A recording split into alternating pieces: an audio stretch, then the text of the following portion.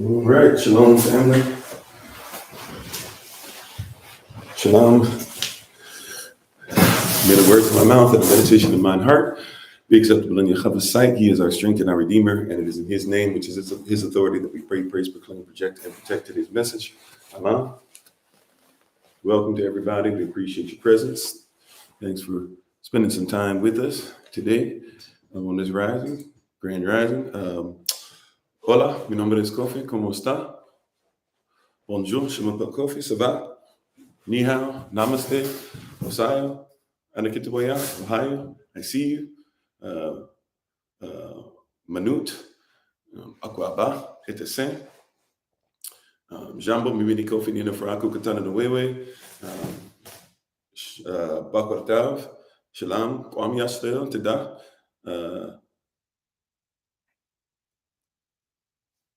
barak alad sham yachava, barak bar at yasrael, barak bat at yasrael, Anai Kofi, headed to Servants of Christ, Mashalom Chi.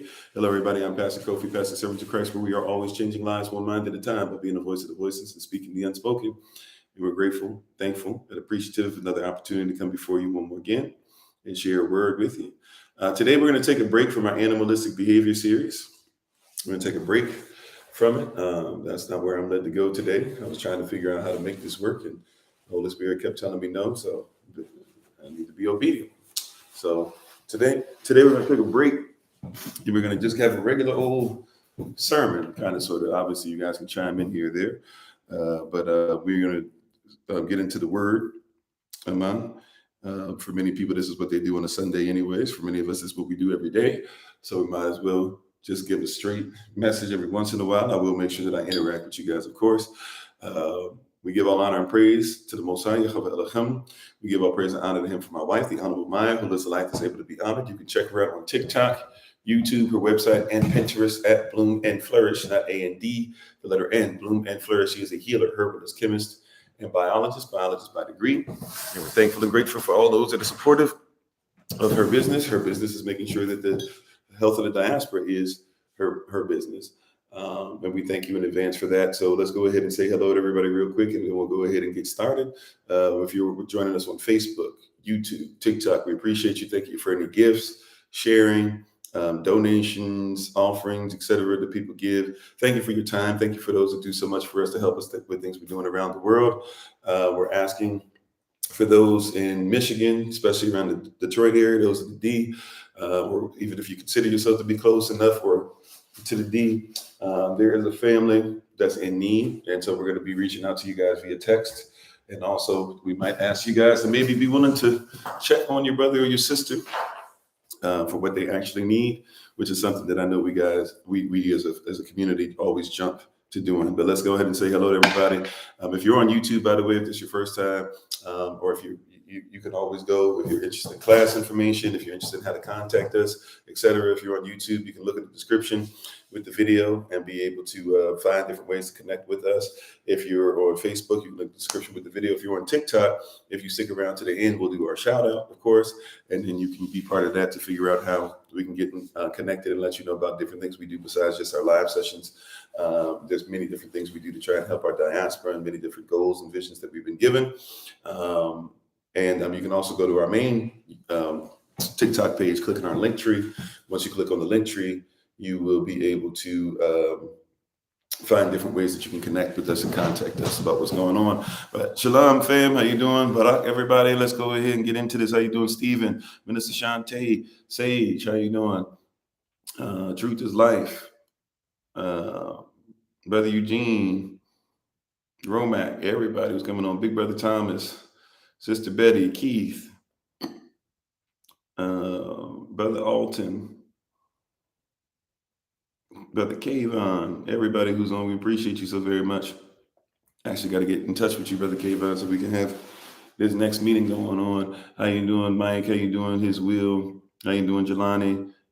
Amen. You ready? Awesome. How you doing, Sister Marion, Auntie Marion? How you doing? Nephew was talking about you yesterday, excuse me. Amen. We're excited. Thank you to everybody for being on. Thank you. All right, come on in, family. Come on in. Actually, TikTok, y'all are going to disappear for just a second. Give me just a second.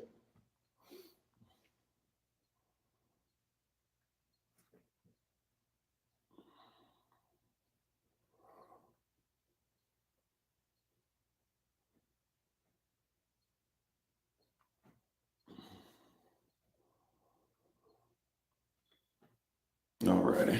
Gotta make sure we got our stuff loaded up correctly. Praise y'all. Can everybody hear me okay? See me okay before we get started? Everybody able to hear, see okay? Was going to go somewhere else, but we had so much issue with signal all day yesterday that I wanted to make sure we stayed in a spot. Okay, cool. Came all the way back over here just to make sure we made this work. How you doing, end of an age? All right, cool. So today, title for today, message for today, we're going to talk about your faith has made you worthy of your work. Your faith has made you worthy of your work. Your faith has made you worthy of your work. What are we saying once again? How you doing, Sister Raina? Your faith has made you worthy of your work. Right? A lot of us, how you doing, Sister Therese?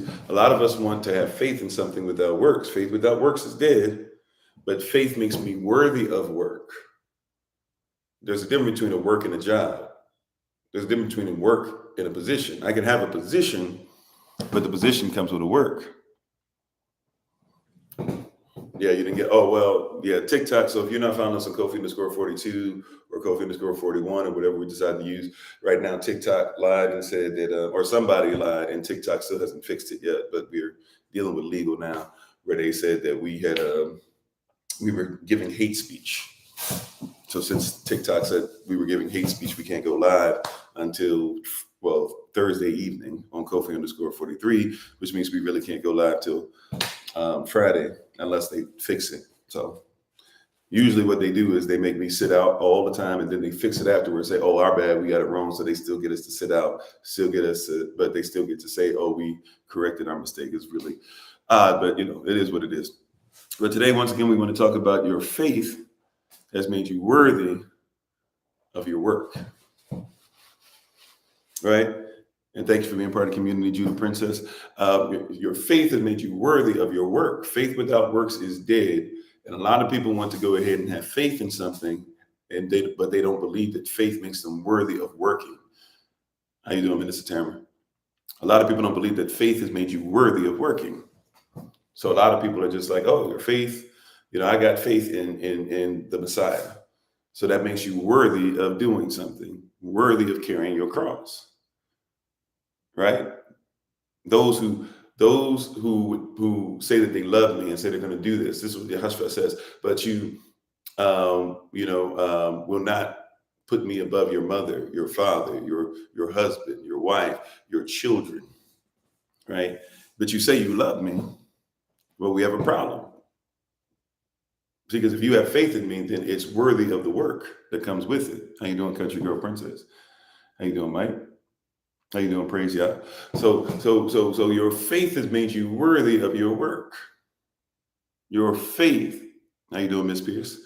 Right. We've been trying to get some people together, united. We're gonna see if we can start sending some work and some stuff your way, some work your way.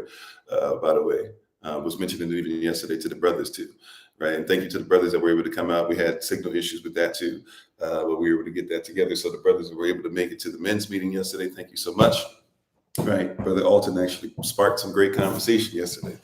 I was sitting up there feeding on that even after I finished the last class last night. Praise Yah. Right. How you doing, Jay and Tink? So what your faith has made you worthy of your work. My faith makes me worthy of work. My faith in what?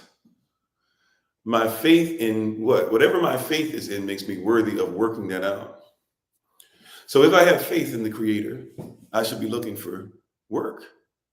The Creator says, oh, the reason I give you work is because you have faith. You are worthy of work. Now we got to go all the way back to Barashuts. in beginning, what a lot of us still call Genesis, right? Now we got to go back to Genesis. Let's have a conversation about Genesis. Let's go to Genesis. How you doing, Brother Reginald? Right? Let's go to Butter Shots. Adam, you don't even know you're worthy of a multiplier, of a helpmeet, of a wife. You have no clue. Right? You thought that it was all right to be all in one, or what we call alone. You thought it was okay to be all in one. You operated in all in one. You thought you'd operate in eternity as all in one. You thought that everything would be fine forever as being all in one. But then I gave you what? See, your faith in me required that I showed you were worthy of work. So before I gave you a wife, I had to give you a work, right? How you doing, Sister Nadine? Right? Before, let's make sure we all in agreement, because I don't want somebody talking about up Kofi, you just coming off the dome and spitting nonsense and spitting madness and this and that, right? Like Adam. Hey, how you doing, Sister Nadine? Adam, I need you to comprehend you are worthy of something, but until I give you a work, right, you won't even realize you're worthy. Your faith has made you worthy of work. I need to give you something to show you the necessity of multiplying.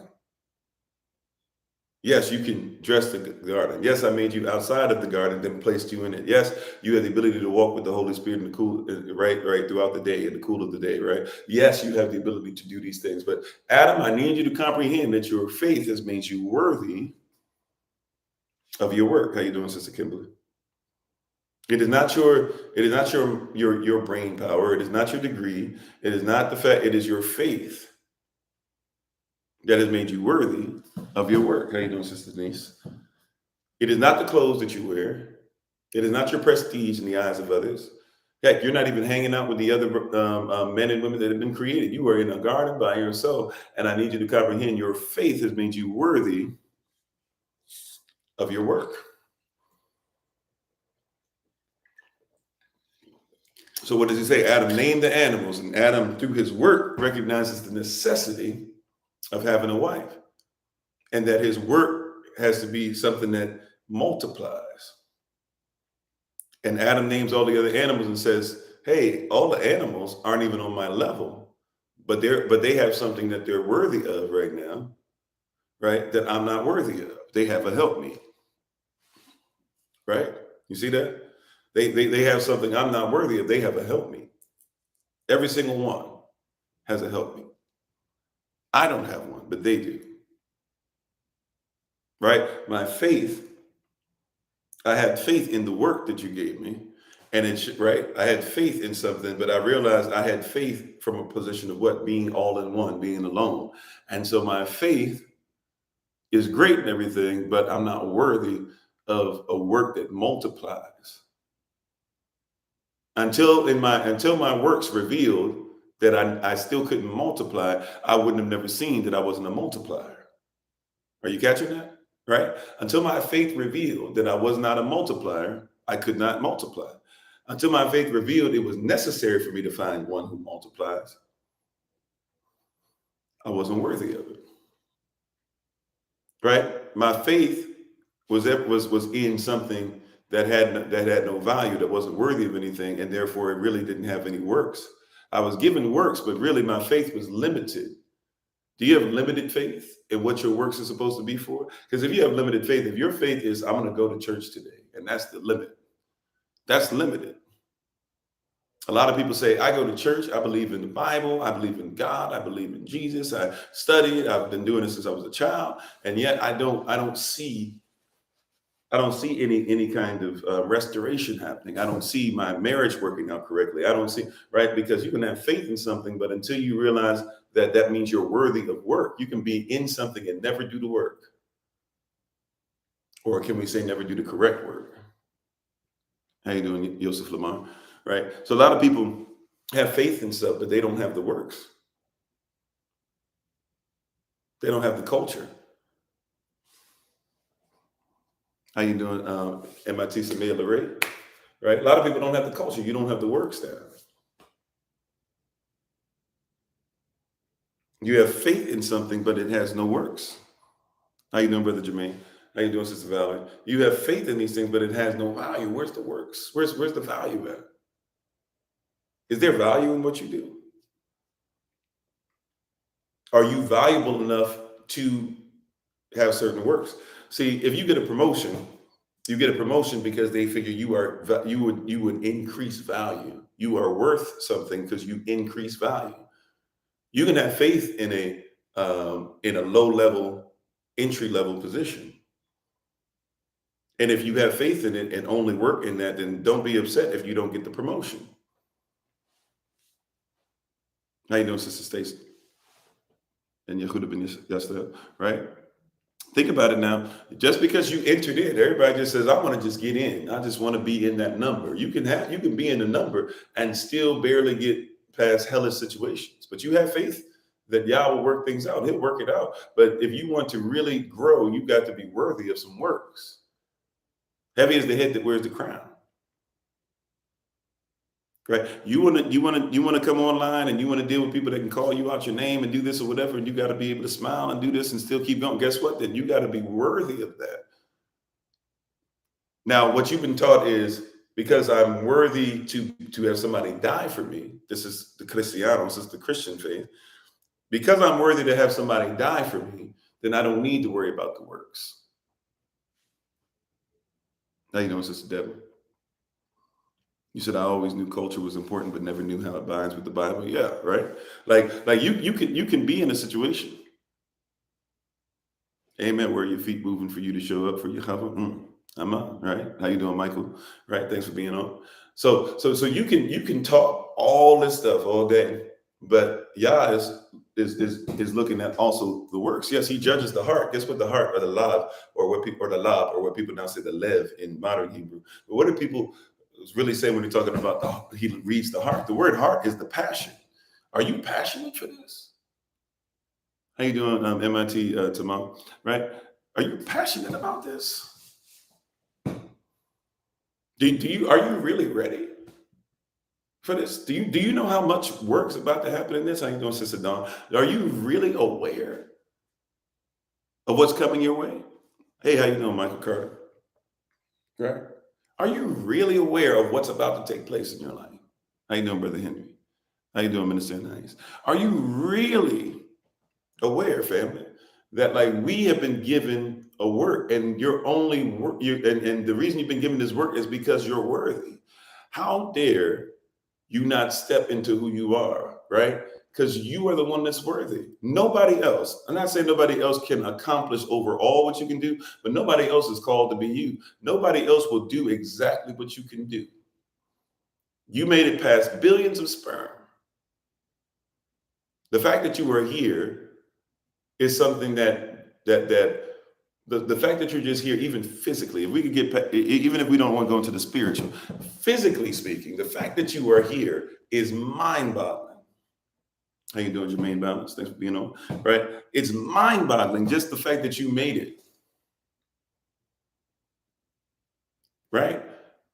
To have faith, though, that you just made it and not say, well, since I made it, I must be worthy of something that is extreme, that is beyond measure, that will make people look at my life and say, wow, nobody could have done that except him. Nobody could have done that except her. Nobody could have taken care of those children like they did. Nobody could have changed their community like they did. Nobody could have spoken that word like they did. People who realize that they're worthy of the work, they don't do this whole thing of, well, I'm tired of this, or I'm tired of people. Yeah, you're tired, right? But people who are tired physically, they always have a second wind. You know why? Because when you're in your work, it's different than your job. Your job is a toil. You'll run out of energy in a toil because you have patience. But people who are in their work, they're long suffering. How you doing, Brother Vincent? People who are in their work, they're long suffering. Do you hear what I'm saying? People who are in their work, they are long suffering, as long as it takes. Because I've been given something that's supposed to be eternal. Watch this. The preaching and the preaching part of this is not eternal. Did you guys know that? Like once we make it into heaven, preaching is no longer required because you're going to be able to be directly attached to the source. right? But so the preaching part of this is not even as much as you might think. It's not really my work. It's part of my work. It's an indicator that I'm on track on my work in time in this season of life, right? This season where I have this corruptible body on before I take this off and put on incorruptible. But once I don incorruptible and I'm in my eternal form, guess what? The things that I've sown now are the things that will last. Come on, somebody, praise God, right? So the things that I'm sowing, I'm not speaking to you every day because I'm going to be preaching when we get to heaven. Don't respect me only because I'm preaching. Respect me because I'm sowing a seed that's going to last your last breath. That's going to go past your last breath. How you doing, Sister Celine? That's when you know we're on track. What are you doing that's going to last past your last breath? Come on, somebody. What do you have in your mind? What are you reading? What are you studying? What are you giving guidance on? What have you decided that you will do no matter what? Because even if somebody decides that they're trying to come for your life, it doesn't matter because what you're sowing lasts longer than your life. Your faith has made you worthy of your work. Your faith is not just something to be able to sit on.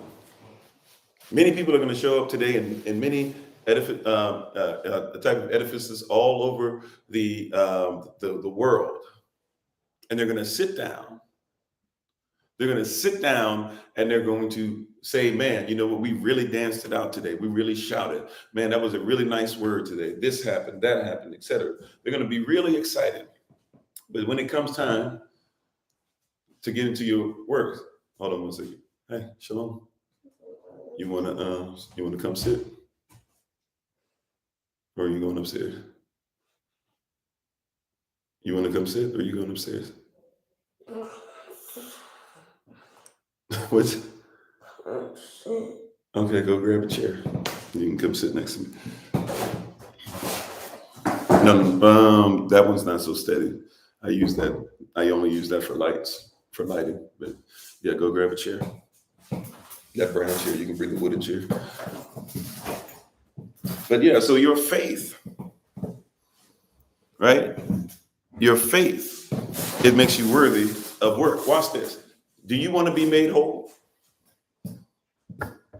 Right? Are you ready to be made whole? If you're ready to be made whole, guess what you have to do? If you want to be made whole, you have to be worthy of that, right? Your faith has made thee whole. All right. Say shalom. Shalom. You need to wake up, sir. You're going to be on here, right? Because we're in the work, right? So your faith has made thee whole. Rolling around and stuff last night, you still got stuff in this hair. Anyway, right? Your faith has made thee whole, right? So your faith without works is dead. Your faith has made thee whole. And I'm sorry, I got y'all so far away, I can't see y'all anymore. Okay, people saying hello to you if you want to read. Right? Your faith has made thee whole. It wasn't the fact that you had an issue of blood that made you whole. It wasn't the fact that you went through the crowd that made you whole. Right? It's your faith. Your faith has made thee whole. Right? If you want to be whole, holy, holistic in this thing, if you want to walk a righteous path, your faith makes you worthy of a work. Seek your work to validate your faith. Having a son is a work. Shalom, Minister Moran, how you doing? Having a son is a work. It's my work. He is my work. He's a masterpiece. I tell him it all the time. He's going to be greater than his father. I got work to do. And I only was allowed by the Most High to be able to see him and have him in my life because I'm worthy of it. Many people become parents and say, I don't even know if I'm worthy. I don't even know how to do. That's why we're supposed to train you from childhood to make sure that you are that you are adult male and female in our culture, adult male and female, husbands and wives, fathers and mothers. So once you are in a position to where you find a wife that you're worthy of, because she's your work as well, your first work, then out of that union you multiply, and whatever's multiplied out of you, it's your work. So nothing, right? Nothing could work without you. You are at least, I mean, it's not supposed to, right? Having a spouse is a work. Having a spouse is a work. It's a work that might cause tears sometimes. It's a work though. How you doing, G? Thanks for being on. It's a work. You hear what I'm saying? Having a spouse is a work. Having a community is a work.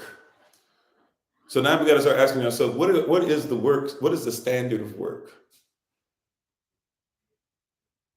I want to do this. I want to do that. I want to do that. There's a standard that comes in there. What's the standard of work?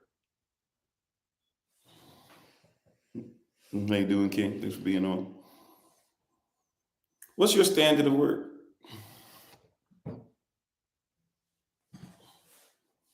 Somebody asked if you're okay. You okay?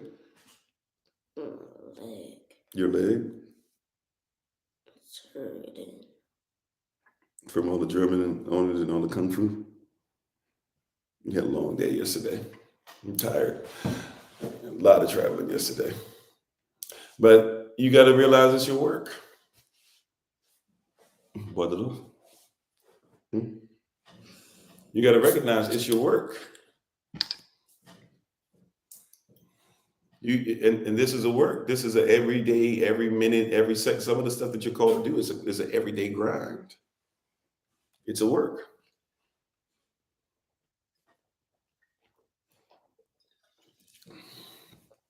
Are you worthy of it? And that's okay. If the answer is I don't know, if the answer is I don't think so, now it's time for us to get to work once again. It's time for us to have faith. Now you have to have faith. Your faith. Now watch this. As much as people don't teach this, your faith is a standard, or you must have faith in the standard. A lot of people have faith in things and never include standard. I have faith that marriage will work, but I don't have a standard for my marriage. I have faith in the Bible, but I don't know the standard of those that wrote it, the culture of those that wrote it. Oh, thank you very much. I appreciate that. Right. I have faith in different things, but what is the standard that you have faith in? When you when you work for a company, right? Are there not standard practices?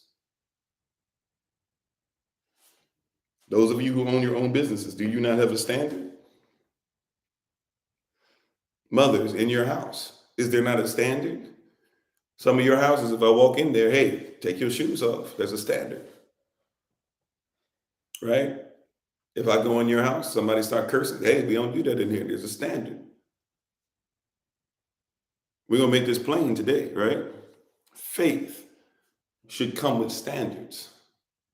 Your faith has made you worthy of your work. But if your faith does not come with a standard, then you won't think that you are worthy of a standard, which means that you don't think that you're worthy. Some of us don't think that we're worthy of a standard when people are interacting with us.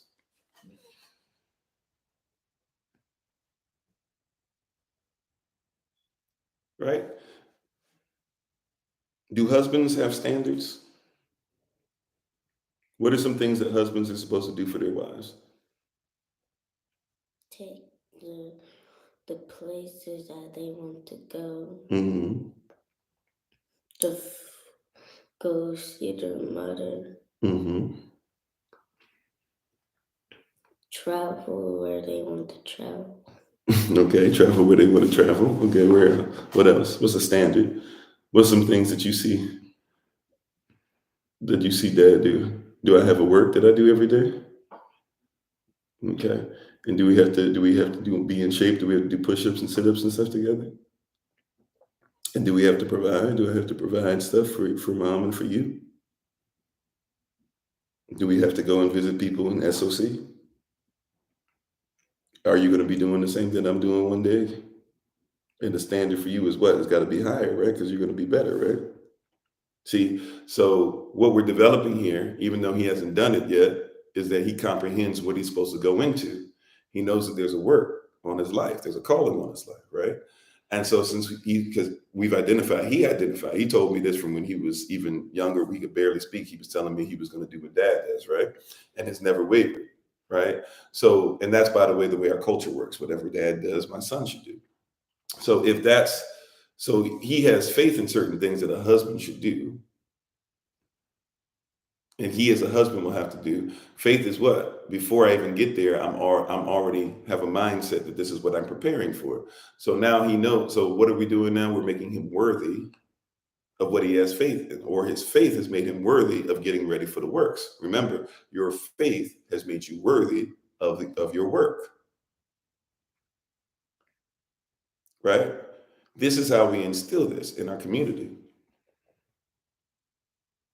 When I'm on live, he comes on live because he knows, right? And remember, we told y'all in our culture at 7 years old, right? He's about to hit his eighth board day this year. So since he's been 7, you've been seeing a little more and a little more and a little more and YouTube channel and stuff like that. Why? Because he's getting ready for his work. Years from now, he'll be doing works, right? So, but he has faith. And watch this. What does he have faith in? He has faith in Yahweh, yes. He has faith in Yahshua, yes. He has faith in Ravak HaKodesh, the Holy Spirit, yes. He has faith in the Bible, yes. But guess where his faith really is lying in? And this is when you got to realize how worthy and how important you are. Guess where his faith is?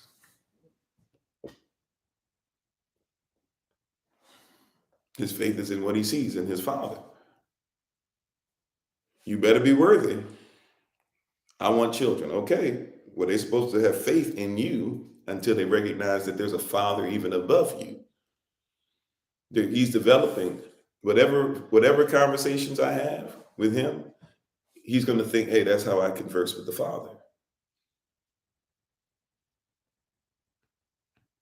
Right?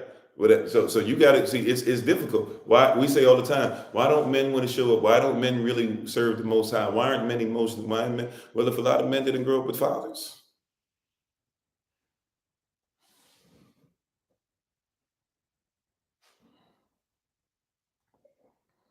Right? If you got a lot of people who grew up with weird versions of fathers, some of us had fathers in the house, and they weren't necessarily the greatest example. Why don't men want to do that? Well, we need to give them an example, an ensample, something to taste. Oh, taste and see that Yahweh is, in fact, righteous. So the father is going to ultimately help his son to become worthy of what the father is. How you doing, Sister Kelly? The father is going to do that. You hear what I'm saying? Right? Mothers. This is why, please forgive me, I hope I'm saying the right book and chapter. I think it's Titus chapter 2, somewhere around verse 2, verse 3. I hope I'm saying the right place. But I think it's in the book of Titus. You will see what? Or in the epistle of Titus, you will see what? That the mothers, that the elder mothers, that the elder wives should teach the young wives. I got to see an example. I must see an example. This is why we must have community. Amen. I'm glad that you needed to hear this. Praise God. So we got to have an example of this. What happens if we have faith but don't have works?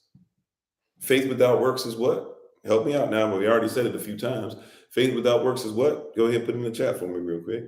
Faith without works is what? Yeah, thank you. Is dead, comatose, no life. All right. So faith without works is dead. But how do you become worthy of works if you don't have something to have faith in? How you doing, baby? My wife is on The Honorable Mind. Please check her out as always on TikTok, YouTube, her website, and Pinterest at Bloom and Flourish, not A&D, the letter N, Bloom and Flourish. She is a healer, herbalist, chemist, and biologist. Biologist by degree. The tincture of the month is still stinging nettle. I don't know how you doing, WCP. So you got to have faith in a standard, or else guess what? Whatever you're doing without a standard is DOA. It is dead on arrival. It does not have value.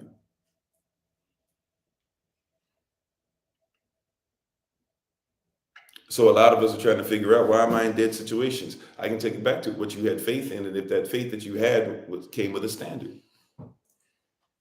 Will you trust him to do what he says, even when it doesn't make sense? Yeah. Right. By the way, I ask my son to do a lot of stuff, and sometimes he doesn't know why I'm asking him to do it. It doesn't make sense. So he has to have faith that, hey, my father must ultimately want what's best for me. And if he ultimately wants what's best for me, okay, so if he ultimately wants what's best for me, then I should probably do what my father says. Right? As being a son, I can attest that there are many times that my father has told me to move on certain things and has asked me to do certain things. And guess what? Like, just because he's my father is why I move. I see the result later. I say, oh, okay, now I get it. Or I see the result. I don't even know how the result happened, but I just go, okay, when I get older, I start doing things that I saw my father do. I say, oh, I get it now. That's why he did it. It might have taken years. It might have taken decades for me to see, why did he tell me to do that then? 30 years later, 35 years later, 25 years later, whatever the case might be. Oh, okay, I get why he told me. I see why. I see why that made him angry. I see why that I didn't understand it then. I just, oh man, he's mean. Man, he's a, he's a square or whatever. He doesn't want me to, he's not trying to live nowadays. You can say, he don't want me to live my best life. He a hater. No, I'm not being a hater. There's some things that you need not do. And he's seen it. We've been around some of his friends or whatever, and they don't have the same training, things like that.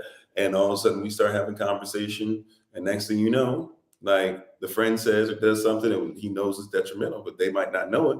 And he will instantly say something and be like, I need to separate from that, or I mean this, or, we need to read the Bible, or, this and that, right? He knows why, because he's had things put in him. And so his train up a child in the way that they should go, so when they grow old, they will not depart from it. Right. So he's been aimed at a certain target of his life, and anything that tries to manipulate him from that target, oh no, I can't even deal with that. Why? Because he realized and recognizes what's happening. Right. When we went to visit grandfather yesterday, you remember? And we were watching the television. What's some of the stuff that was weird that came up on the television? Because we don't really watch TV, and they had those commercials and stuff. What's some of the stuff that was on there that made you think it was weird? One boy with a guitar, and then it changed where literally then when it got longer, it's okay. Take your time. Slapping. Oh yeah, he was slapping. You don't want to say it. He was slapping. So we were watching a video. We don't watch this stuff, but we were watching TV. We don't really watch television. We watch things that we don't even have an actual television. I guess because we have big screens in places, but we don't have television. And so, have a computer. Yeah, we have a big screen computer. And but when we were watching it, he's seeing stuff that he didn't normally see. So I think one of the things might have been MTV that was on. And why it's on, I don't know, because my father didn't even watch it, but we just so happened to be there. And immediately there's a boy, he's singing, or a band, rock band, they're singing, got lipstick on, stuff like that. Then all of a sudden, out of nowhere, they start slapping each other on the behind, doing things.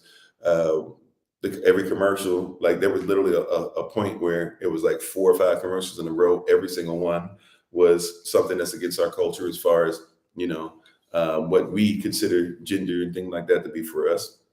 And so, we literally, he's having to turn away, do that. We're trying to watch. I think we ended up watching the old Spider-Man, not like Spider-Man going back in the 80s, 70s, but like the Spider-Man that I think they started in the 90s or 2000, early 2000s with Tobey Maguire, I think is his name, or something like that. and a lot of scenes that kind of like, this is weird, this is odd, things like that, or even parts where they're quoting scripture, where they're, making it seem like, quoting scripture is like not necessary. And so he's watching it. And I, even before I can even say anything or need to say anything, even before I can see something, you hear him, hey, oh, that's weird. Why are they doing that? Why are they blah, blah, right? He's been trained, right? And he has faith in things that he's been seen and shown, and he's seen enough of it and seen how it's messed up that like, I don't have to go ahead and go into a thing. He already at a young age has comprehended what's going on, right? So we are able to make sure that what in his life now, people say, oh, well, you shouldn't shelter a child, you shouldn't. I don't know why. Because it's something that's not, see, watch this, the reason why people are even arguing over a lot of this stuff is just because it's been revealed to you over and over and over and over again. Not everything that's revealed to you is righteous. Not everything that's revealed to you is righteous. A lot of people don't know that. Not everything, so people are like, oh, I'm learning new things. Not everything that you learn that's new is great. Some of y'all only do things because your friends did them. Some of us only got drunk because our friends got drunk. Some of you only smoke cigarettes because your friends smoke cigarettes. Some of you only, some of you only curse because everybody cursed. Right? I was in the military and in the Navy. Guess what they said in the Navy? You're supposed to curse like a sailor. That's what they told you. And if you didn't curse, I used to feel some kind of way because I didn't curse right. I tried and I didn't sound right when I cursed. So I cursed like a sailor, but I could never curse like a sailor. So I didn't fit in. I thought that was fitting in because my whole environment was, if you want to be a real sailor, this is what you do. If you're gonna be a real sailor, this is what you do to your cover. When you put your cover on, your Dixie hat and all that, you put your cover on and you pull the edges down. But you can only do that once you've been, you've gone on this and that, blah, blah. You can look dirty in uniform, but only if you've earned it, blah, blah. Like, you hear all types of stuff and you look at it and you're like, I don't know if all this stuff is necessarily correct. But the environment I was in, the wineskin I was in, couldn't hold the wine that was for me, right? Do you not know, Yasvel, and those who are listening, and those who are listening to this recording at a later time, do you not know, how you doing, Sister Aliens, right? Do you not know that old wineskin is supposed to burst if you put new wine in it? You're worthy of a work that bursts environments open. You are a danger to negative environments. You bust them open. You burst them wide open. Do you know the power that you have? The enemy does. That's why he doesn't like you in certain environments. That is why he doesn't like you on certain platforms. That's why your family doesn't want you to come to certain events. They know that you will burst it open. They tired of inviting you over for Thanksgiving, and you start talking about, well, you know what? Natives died, and Thanksgiving wasn't even a real holiday until Abraham Lincoln made it one. And Thanksgiving in Europe actually used to be a time of fasting, so we shouldn't even be eating on Thanksgiving if you even want to celebrate it. They're tired of having you come over. Why can't you just come over? Don't people talk to us like that? Why can't you just come over and sit down and watch the game and eat some food and take some food with you and be thankful and grateful, because that's what Thanksgiving's about. You burst open the society. He said it's the end goal, a better life after death. Is the end goal a better life after death? Now, what I've said is there's certain things that I'm doing now that I'm depositing that are going to be eternal. Like so, for example, I don't believe you were on, or maybe you were, but I don't know if you were on when I was talking about this earlier, right? But basically, okay, we both got to be seen in the video, okay? I got to be able to see the comments and stuff too. I appreciate you, though. I know you're reading this stuff. So if I go back to what I was saying earlier, forgive me. Okay, so I was talking about how preaching. I see it. Yeah. So preaching is not an eternal thing. When we get to heaven, the Bible tells us that preaching is not going to be necessary. Right? Preaching is not something to help you that you're going to need to preach for eternity. The word of Yah is. When I preach something in this time, in this season of life, in this season of this part of your eternity. Oh wow! Thank you so much, Narrow Path. That was nice. right? So when I'm preaching right now, so to speak, I'm sorry, what? What was that? Yeah, people give gifts and stuff sometimes, and if they give a gift, sometimes it looks like different things on the screen. So that was like comets falling, like it's supposed to be the universe, kind of, sort of. But so preaching is a gift that I have now, right? And what I'm doing is I'm trying to deposit things that are going to help you in eternity. Eternity is right now, so these things should be able to pay dividends now, tomorrow, but also for your past, right? And also for things to come in the future, for generations to come. Even those who don't believe in an afterlife per se, there should be some generational wealth that starts to take place. And wealth is bigger than just riches, right? Wealth is bigger than just health. It encompasses all things. Wealth is something that should pass down, even a wealth of knowledge, a treasure of knowledge. Things that are hidden should not be hidden to my community, my tribe, my culture, my family, my people, my spouse, right? So there's things that I'm doing that I'm depositing out that are greater than I am.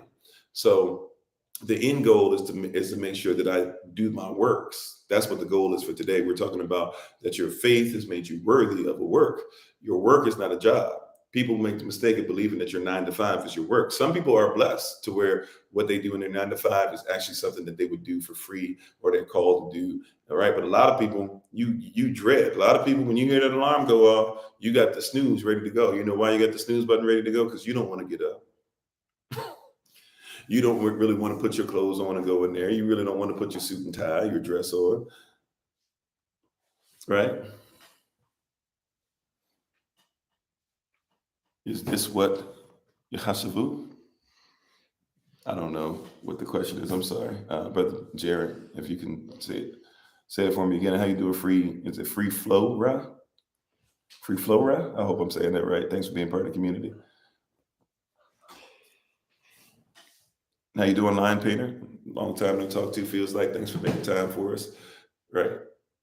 So you have to start saying to yourself, what am I doing, and am I valued? Like this is why. Watch this. The reason why a lot of people don't like their job, you don't feel like you're valued on your job, right? Why don't you feel valued on your job? You don't feel valued on your job because your job is not there for you to be valued. It's not a work. It's for you to toil, right? You were supposed to create value for somebody else on your job. And by the way, we should always try to create value for somebody else, but we should get some kind of value back. Oh, that's what Yashua meant by the greater works. What you do, what you do, yeah, right. Like even Yahashua, even though he's eternal, he's saying as far as the earth is concerned, he's like, don't get caught up only on what I did. See, we don't even get that. That's a great point, right? Is don't get caught up only on what I did. Like a lot of people, the limit is Yahshua did this, the Messiah did this. I can't hear you. Is it okay if I get my iPad? Okay, in a little bit, sir. We're doing work right now. That's the reason that you have it is because of what this is. So allow me to do what we do, okay? All right.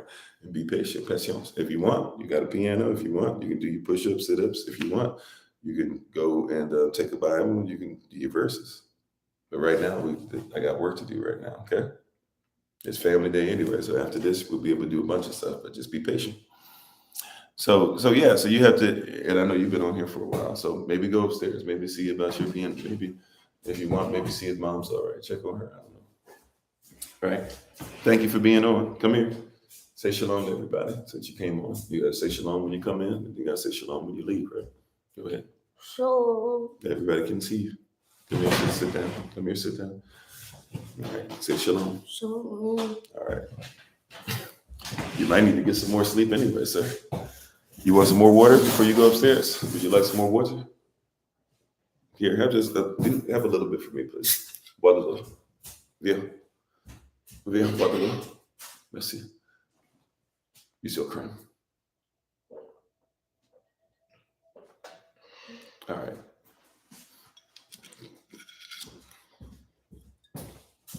So, we have to be ready for those things. Right? We have to be aware of those things. We have to be righteous. We have to be worthy. of those things. But once again, your faith has made you worthy. But once again, what now? Here's the next question. I haven't asked it this way. What has your faith made you worthy of? Right? What has your faith made you worthy of?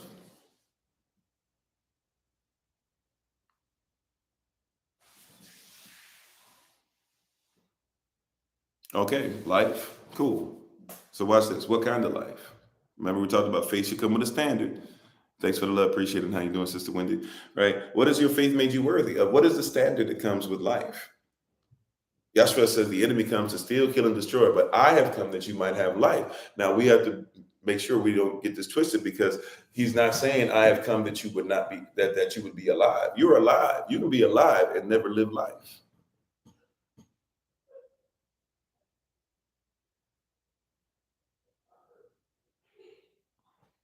You can be alive and not have life. I have come that you might have life and more abundantly. It didn't even say that word. It is in italics. A lot of people say that I have come that you might have life and have it more abundantly. But that word "it" is in italics. It didn't say that. It said I come that you might have life and more abundantly. If you have life, now you can have more. I think we talked about this yesterday on the podcast. I can't remember what the exact. Anybody remember what the theme was from the podcast yesterday? That's terrible. I got to ask y'all. Oh, you got everything you need, and my needs become my wants become my needs, right? Like a lot of people keep asking for what you want, but you haven't focused on your need, right? You keep talking about you're alive, but people that are alive are people that, you know, an animal can be alive. Somebody can be alive and just be surviving. To thrive is to have life. To survive is to have life. To be alive is one thing, but to have life is another level. Wake up, go to work, come home, go to sleep. Wake up, get the children something, go to work, come home, make sure the children are straight, go to sleep. Wake up, use the restroom, make sure the children are straight. Maybe say 2 words to my spouse, kiss them on the cheek.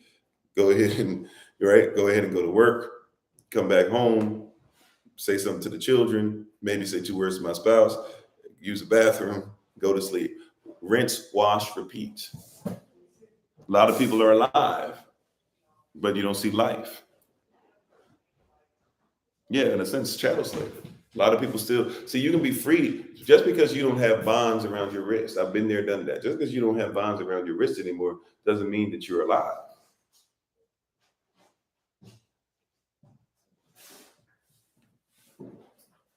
Right? See, but when I recognize I have everything I need, I've been given everything for my work. If I have everything that I need, thank you for the love. If I have everything that I need, then why am I chasing stuff I don't need? We've been taught to chase the unnecessary, and somehow, some way, that deems you as worthy. But when you get to a place where you realize that you have everything you need, then that makes me worthy of only chasing what is necessary. Catch it now, right? Holy Spirit, she's spitting bars right now. If you've been taught that you need to chase the things that are not needed, therefore you chase the things that are not needed, and then somebody says, hey, since you did the unnecessary, we deem you as worthy of something. But when you get to a point where you realize what you've taught me is not even necessary, then you don't chase the unnecessary, and that deems you worthy of being in a work that is outside of the system, outside of the beast, outside of you losing sleep, outside of your family not acting right. See, are you worthy of it? Your faith doesn't come with a standard. We have standard faith. We have standard operating procedures. Are you worthy of what comes when you do standard operating procedures? We operate in a certain way. Right? Eye on the prize. See, what's happened is we've gotten traps. We've been put in traps. When we talk about animalistic behavior and stuff, one of the things we're going to have to come to is how we talked a little bit about how they trap the baboon and how they trap chimpanzees and stuff. We didn't even get to how they trap the chimpanzees, very similar to how they trap the baboon. But we're going to have to, when we come back to this, at some point, we're going to have to make sure we get back into traps. Because what happened is somebody gave you a trap. So, for example, with the chimpanzee, I talked about the baboon, how it looks for salt, and then all of a sudden, once his hand swells, because it won't let go. Now, watch this. With a chimpanzee, what they'll do is, or with a lot of monkeys, I'm not sure if it's chimpanzees. It might be monkeys because chimpanzees are apes. I think they do this with chimpanzees too, especially younger ones. If they want to hunt chimpanzees or trap a chimpanzee, this is what you do, right? If you want to trap one of the easiest ways you do it is they get a box and they put a banana inside the box, and they make sure that the hole for them to get through, right, to put their hand through, is big enough for the hand to get through, right, but it's not big enough for the banana to come out of. That's what they'll do, right? And so they'll go. So the animal that's looking for the banana will go inside of the hole, grab the banana. But what happens? Because they're in survival mode rather than thrive, they're thinking about just only the moment. They're thinking about nothing else but just the moment, right? I'm on, Brother Jerry, right? We have standard operating position. So what you do is, because you just want the banana, you just want this, you just want the food, you just want what's there for the moment, they grab it. Now, once you grab the banana, though, you've made a fist. And also the banana, depending on the right which way it's headed, it can't come out, right? So, but you can't let it go. So what will happen is the monkey at any time, even when it sees the humans coming to capture it, at any time that monkey can let go of the banana. But they don't let go of it. Why? Because for them, the banana helps them to survive. But if you could just comprehend that you could thrive if you would let go of the banana, you would let it go. But what happens? You'll stay there. And so you've been trapped in a situation. And now, even though you see something coming for you, you still won't get out of it. This is what it sounds. This is what life is in your 9 to 5. How you doing, Sister Knight? This is not what life is in your 9 to 5. This is what has become of our lives. You were told that you must have it. You were told you had to go and get something. You were told you had to pay rent. You were told you had to do this. So now you'd love to get out of it. But problem is that you've already dedicated. So you've seen what happens. You've seen the oppression. You know they're about to grab you. You know, but in your mind, I can't let go. If I were to let go, if I were to let go and run away, I'll leave this. If I were to let go of this job, I'll leave the money. If I were to let go, I'll leave the prestige. I may not be able to dress like I dress in this for a while. I might end up homeless. I've been there, done that. But guess what? Because I was able to let go of those things, that's why I thrive now. You gonna come back over? Or you just chilling out? Okay, just wait. Just be patient. Right.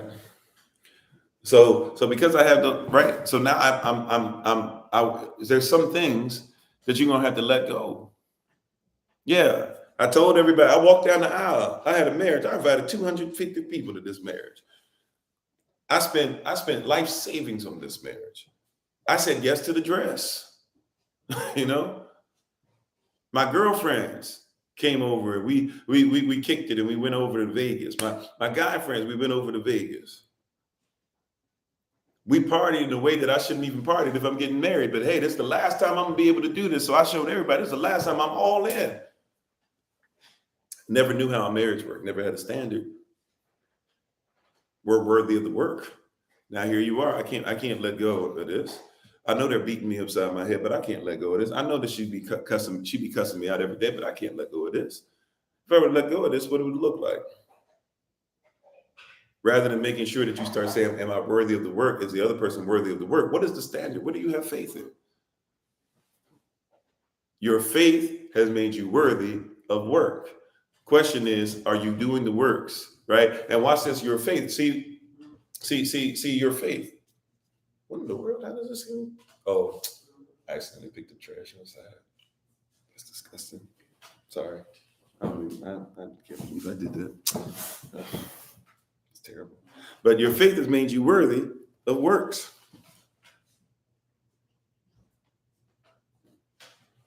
Your faith has made you worthy of works.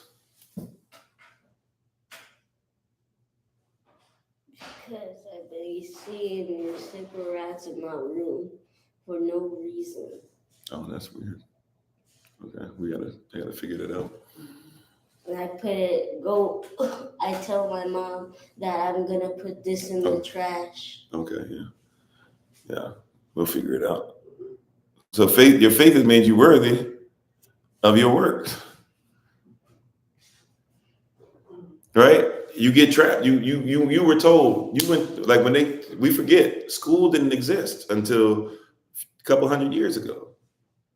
So you were told that your whole life, before the last couple hundred years, nobody cared about school. But you were told to go to school. Matter of fact, until recently, nobody cared about college. You know the reason why our people started going to college? Because they started sending a certain diaspora to college all the time. And when they sent that certain diaspora to college all the time, what they did was when they started sending that certain diaspora, yeah, here you go. So when they started sending that certain diaspora all the time, right? What happened is that when they were sending, colonial construct, social construct, white people. Remember, there's no such thing as a white person, but nevertheless, when they started sending white people to college, and you had people that didn't want us to go, they started sending them there because they said, okay, because they're going, that means they have a better opportunity than you guys do, right? Which all they were doing was saying that'll make them the managers, that'll let them work in certain places, and they still were getting clowned. But they had this weird philosophy, like the overseers were taught, hey, because I'm white, I'm better, right? They messed up all our minds, right? So then our diaspora started saying, well, we want to go to college. We want to go into debt, right? We want to be in a position where we're in debt 20, 30, 40, 50 years later after we finish college and still not be able to have anything that degree gave us that actually allowed us to get to the next level. Right? Like, may I teach you something real quick? If you want to go to college, by the way, if you feel you have to go, but let me show you something about college.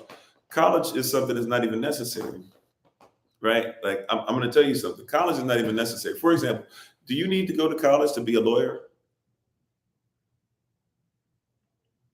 Think carefully now. I know what you've been told. Do you need to go to college to be a lawyer? I've thought about becoming a lawyer because some people in our diaspora have been helping us, asking us to help them, and I can't do some of the stuff to represent people unless I, pass the bar and stuff. But I don't have to go to college. I just got to pass a test. You study for the test. Do you have to go to college to be a doctor? Think carefully, because I know what you're thinking. But do you have to go to college to be a doctor?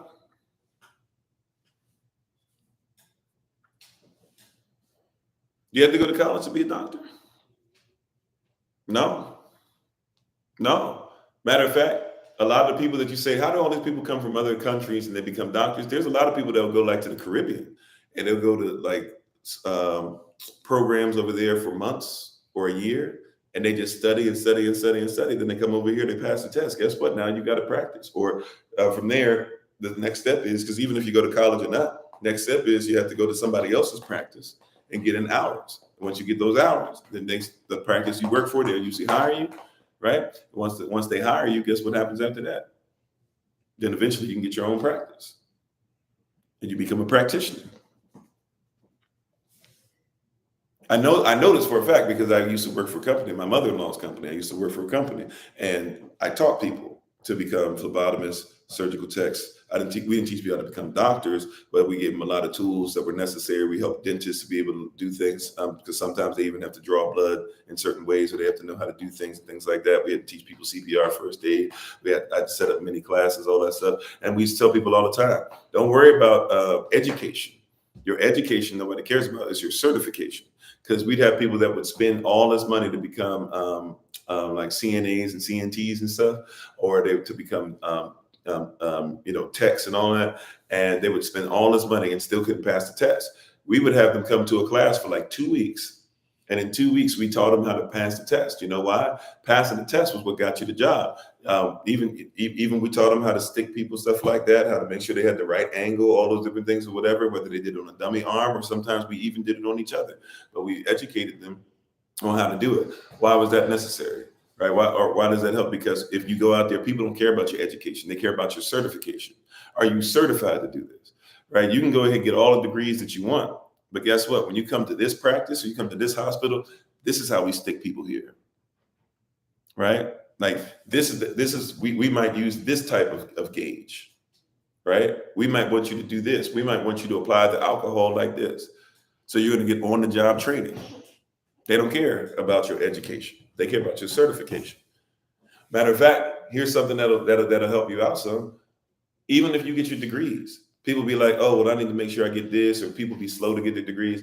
And there's people that we've been under, my wife's been under much higher people in corporate ladders and stuff than I have. She's been at the top. And I mean, when I say the top, she's been the person who's been at the top of corporate ladders, like that are American corporate ladders. Like I'm talking about, she's the one that tells businesses, when she was in there, she was the one that told businesses, this is how you will run and operate it. She was a consultant. She got to a place where she was a consultant. The government would bring her in to consult them on how do we make money work here and here and here and stuff like that, housing, et cetera, right? And in all that, she had somebody in her coming up in that. She had a woman that wasn't even like a friend of hers, but the woman was her supervisor. And the woman one day was like, well, where are you at in getting your degree? And she was like, well, I want to wait a little bit. I'm going to save up. I'm going to get my degree here, there, da, da, da. And the woman said, look, Maya, just go get your degree. For real, unless you're going to get it from Harvard or Berkeley or something like that. Nobody cares where your degree is from. She was like, just do the work. Who cares if it takes you 4 years? Do it real quick, get it over with, and get it done. And once you get that, nobody cares what your degree says. As long as you have a degree, we will promote you. She gave it a game, right? Yeah, she gave it a game. She basically said, like, I know you think it's about this and that and whatever, huh? That's a lot for you, right? You're only 7. You're in your 7s. 4 years is a lot. But see, like a lot of us are sitting there overthinking and this and that. There's sometimes you just need to get some stuff done. You're worthy of the work. Do you have faith in the process? Do you have faith that it needs to take you 4 years? A lot of people look at the degree, especially because it took you 4 years. But what if I can give you something that it took you 4 years and I can give it to you in 2 months?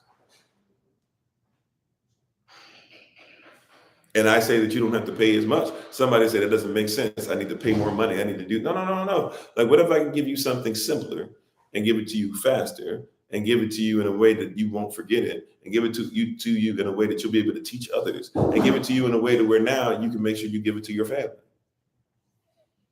But see, our faith, right, it doesn't come with that standard. You don't have a vision even when it comes to your faith. What are you trying to do later? Right? You don't have a standard when it comes to your faith. Your faith doesn't come with standards.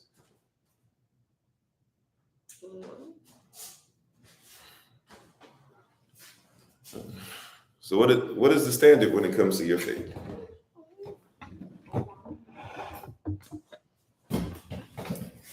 Right? Once again, faith, it comes with standards. You have to figure out what is the standard when it comes to your faith. What is standard issue? Right. By the way, if your faith doesn't come with standards, guess what? Somebody can easily keep breaking standards. If there's no protocol, somebody can keep breaking protocol. Right. So a lot of the problems that we have is that we have no standards. Right. A lot of the problems that we have is that people keep breaking standards. Your faith. Right? What is the standard that comes with your faith?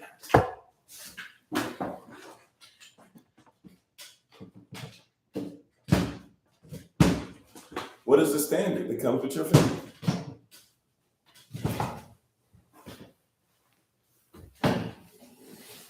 You want to call it a boundary, you want to call it a lesson, you call it whatever. What is the standard that comes with your faith?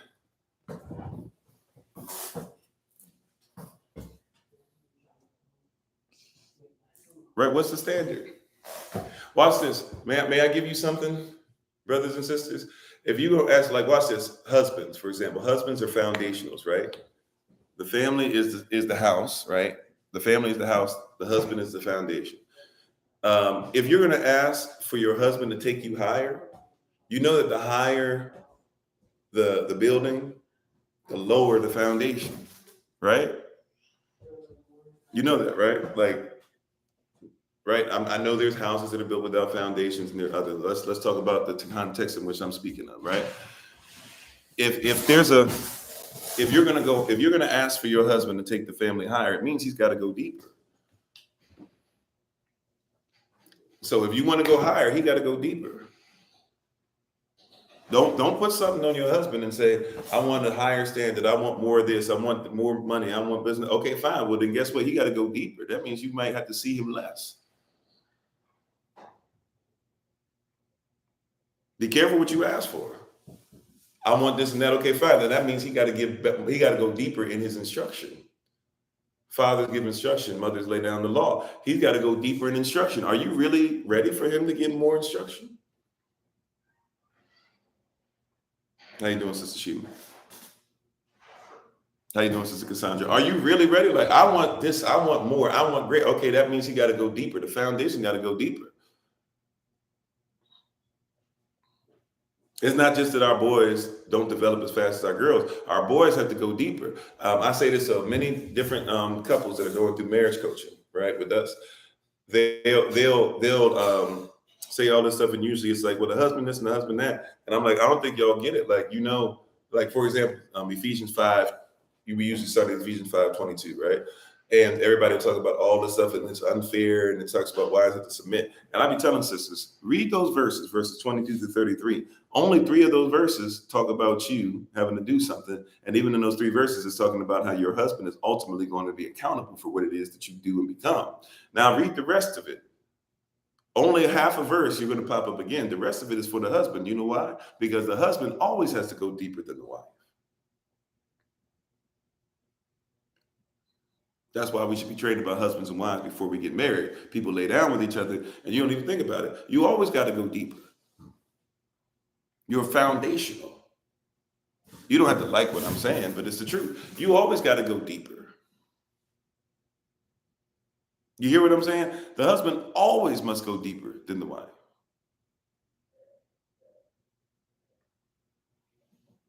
The husband must always go deeper than the wife. So whatever you ask me for, bride, I have to go deeper than you. So is your faith, if your faith is in that thing, then you must recognize that what you're asking for is for me to be worthy of the work. So when you, right, but also it means you must be worthy of the work. So I must be worthy to go deeper for what you ask for, but that also means you must be worthy to ask me to go deeper. And people don't want to have that conversation. Why doesn't he do? Why didn't he do? Are you worthy of him? Oh, well, I don't know. See, watch this. Let me give you context. I'm not into submission. You're not submitted to a man. I'm not into subwomanship. You're not submitted to a woman. I'm into submission, which is submitted to a mission. If it fits the mission, I'll always go deeper into the mission. That's what I'm created to do. That's what I'm created to be. Well, I was talking about Ephesians 5. We usually start at verse 22. I like to start at verse 19 and verse 17. Heck, just read all of Ephesians for real. But Ephesians 5, we usually do like verses 22 to the end, which I believe is Ephesians 5, 22 through 33. Right? But you gotta be willing to go deeper, right? If he's willing to go deeper, then it means that the deeper he goes, the more you can build. But you can't build upon that which is not deeper. A lot of y'all, see, watch this, sisters. A lot of you are houses that, a lot of you are skyscrapers that are mad because you decided to deal with, 2-story foundations. And as much as I would like to tell you that, hey, yeah, they need to get together and let's build them and stuff like that. And I still believe that they can, miraculously become what you need. But look, if you a skyscraper with a 2-story foundation, that's what you chose. Because the Most High didn't choose your spouse. You chose it. You didn't come to your father and say, choose my spouse. You chose it. Most of the people that are listening on here, because I know my audience. So if you chose a 2-story foundation, but you are a skyscraper, then I can't be mad when the skyscraper falls over. It don't even take a storm or any of that. All it takes is just life. All it does is take nature.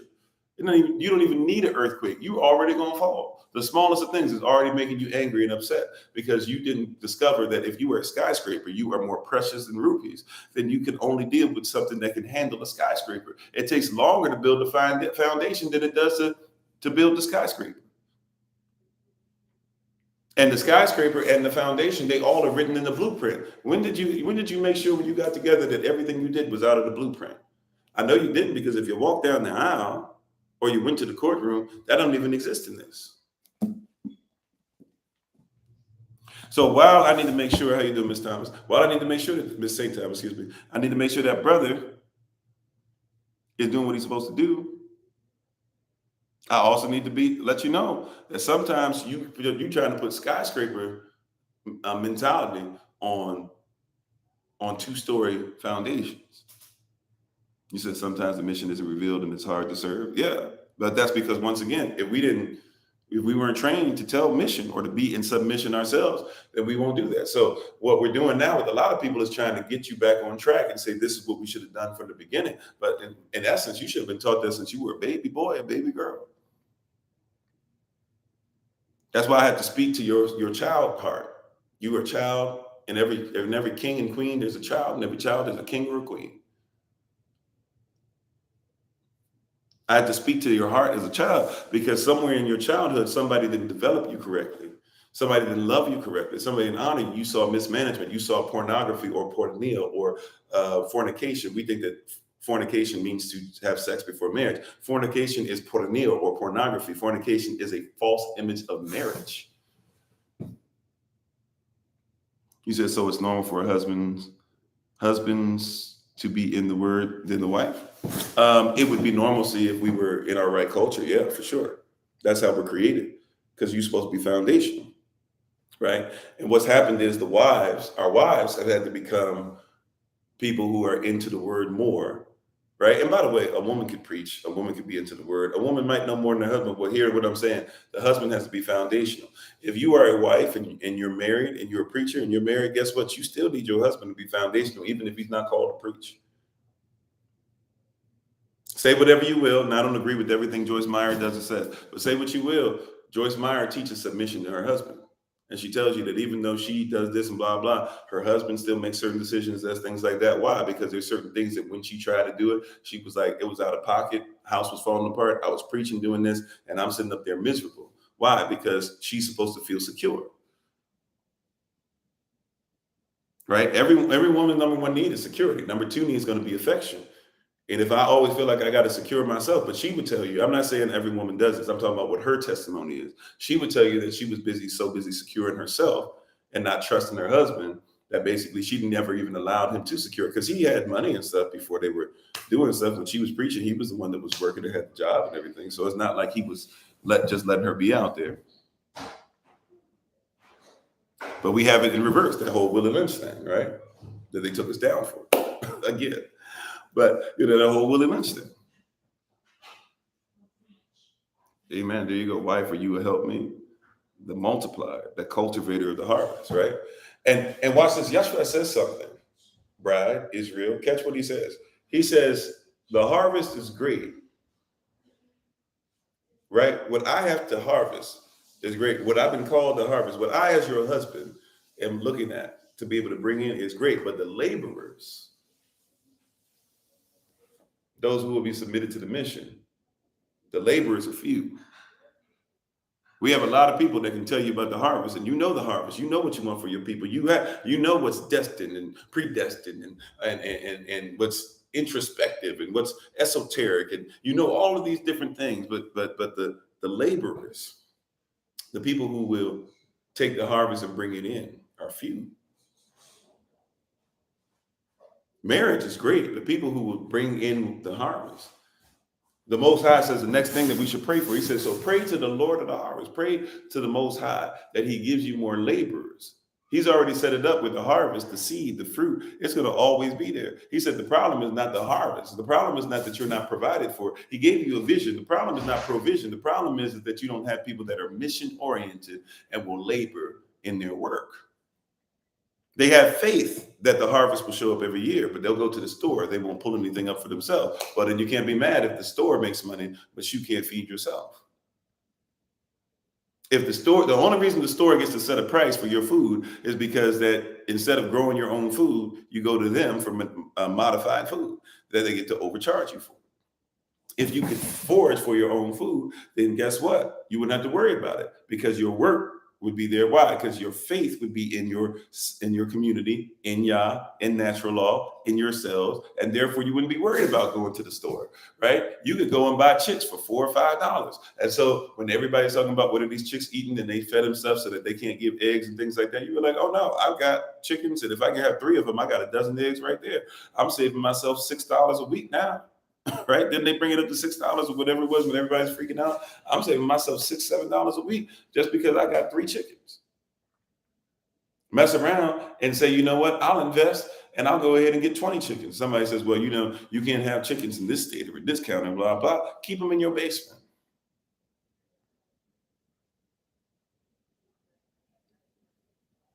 Shoot, now you have so many chickens.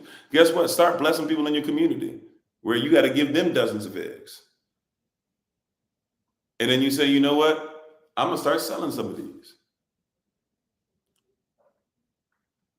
But there are people, I was visiting my father yesterday. They have a whole place now over there where the building, the people that are on, one of those things now, they've been working on it for years. Right? They got rid of all the stuff I grew up with around there. At least, I didn't grow up all the way, but the years I was there and like high school age and stuff. They got rid of all the stuff that was there, and now they built it into this huge place where it's one of those apartment complexes, but all the stuff that you need is on the bottom, so nobody has to leave. So guess what? Your whole life, if you're going to live there, is going to be controlled by somebody else. They got a Walmart across the store. I think there's a Costco not too far. They got one of those Wegmans or something like that. The huge places. If you ever seen a Wegman, then everything else is going to be on the bottom. So if somebody's not careful, your whole life is going to be controlled by somebody else. Why? Because you have faith in something, but it's not. You don't think that you're worthy of works. So you have faith that somebody else is worthy to work for you. Well, if they're willing to work for you, eventually the people that work for you, they're going to overtake you. Because really, they took away your ability to work. They have it to where you are not willing to do anything except be a slave to the system. You think the world was set up to turn us away from the laws, commandments, and to trap us in March Madness, and basketball madness and things like that. How you doing, Sister Marcia? Supreme Rising, you dark doll, how you doing? Right? Like they did this on purpose. Concrete jungles. What is a concrete jungle? First of all, what's a jungle? Jungle is just a term that they use when they're talking about people that they say are not human enough. Right? You have forests. You have nature. You don't have jungles. But anyways, right? A concrete jungle is even worse. We're going to take away life.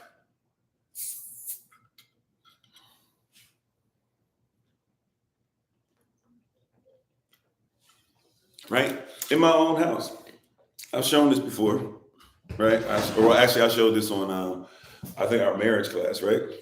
Give me a second. I'm going to just show you some things that are growing. I've shown you guys some of the stuff we have growing outside and growing in the windowsill. But this is just in the house that we're in right now. Right? Just in the house.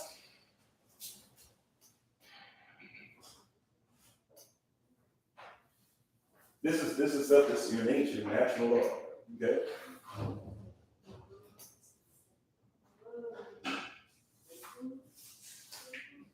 I'm going to just give you some of this natural law of nature, right? 2 things out of nature. These are things that are drying, that are going to become, more than likely become tinctures and stuff, right? Just grabbed a couple things. Anybody know what this is? Y'all probably know what this is, right? Anybody know what this is in the chat? Sunflower seeds.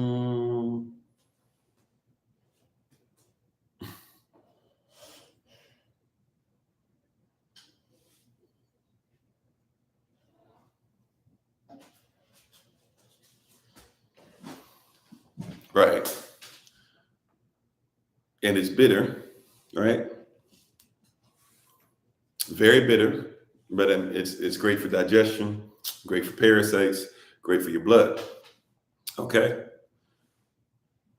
Bible says stuff. This is just natural law, right? But once again, we don't have standard. We have faith in this. We've read this, but we don't have faith in the standard, faith in nature, faith in natural law. Revelation chapter 10 tells us that Yochanan, or what we call John, he ate the whole scroll. He said it was sweet as honey to his taste, but it was bitter once he digested it. Why? Because things that are bitter are great for your digestion. Now, we've been told to get rid of these, to kill these, to do all this stuff because it doesn't fit into what we want, right? Because somebody told you that a pristine yard, what you think of pristine, is a perfect yard. But nobody told you that the only reason that started was because the people who were rich used to have all the food and everything on their land. People would then start coming to their land to try and take their food. So guess what their response was? They started saying, we don't want people to come on here thinking that we all in the same position as this. So they started mowing their lawns. They started getting rid of food. And then they said to people, if you need to come and look for food, if your lawn doesn't look like ours, then you're not as worthy as us. And so even poor folk who could have just kept eating their own stuff, they started saying, man, we don't want food. We want to have clean stuff. Right. But this would save somebody's life. Some of y'all who are dealing with blood issues, blood pressure issues, all types of stuff, this might save your life. You need to be healed. You need to be cleansed. This might save your life. Now, some of you couldn't handle it because we only eat stuff off of just what we want. But some of y'all, if you went on a fast and for 2-3 days, if you took, I promise you, some of y'all, if y'all could get, now you got to be careful because they be spraying these things sometimes too, right? But if you're in an area where there's a bunch of these that grow, if you ever find an area where a bunch of these grow, more than likely they haven't sprayed it because obviously they're alive, right? So if you're in an area where a bunch of growing more often than not, to be safe, of course, you could always wash it. A lot of times I don't wash, I just pick it straight up. That, you know, pick your poison like that. But when if you were to go to these places and pick up dandelions, if you were to pick up enough of these to eat and do like a 3-day fast on dandelion, you might be shocked what comes out of your body and some of the stuff that you feel great in and some of the stuff you can eat and some of the allergies that you say you have that might go away. Yes, sir. If you're poor and you need food, it starts growing in a lot of where you can either save your life. Say it one more time. If you what? If you're poor and you're trying to look for food and it would save your life. Yeah, I mean, well, if you don't have money and you, right, one of the things you could do to make sure that you get groceries is what? That you would eat food. You could go shopping, you can go foraging, you can go shopping, in the most natural and excellent way, right? But you would be told, if you had a lot of people who have houses, you've been told to spray it. Now, here's the wild part about it is the spray that you use on these actually will cause cancer. And then once you get cancer, guess what they're going to give you? They're going to give you a modified version of this. They're going to give you pills that are based off of them making a formula. They're going to modify this so that they can own it. And then they're going to give it to you so that you'll pay them for the very thing that they caused in the first place. Right? Because your faith was in what? Your faith was in keeping up with the Joneses. And so you didn't realize you were worthy of a work that if you would just pluck some dandelion. I used to do this when I was still eating a bunch of spaghetti and stuff, which I think is fine. Just do it from time to time, not as much as what we do sometimes. And you should make sure the wheat is actually correct. Or if you want, get some of the spaghetti that's not, that's actually made out of vegetables and things like that, right? But I would get it, and I would grab dandelion, cut it up. When I was cutting up all my veggies and stuff, my fruit that I was going to put in there, I would cut up the dandelion too, throw it in there as well. If I was doing quinoa, I would dandelion all the time, right?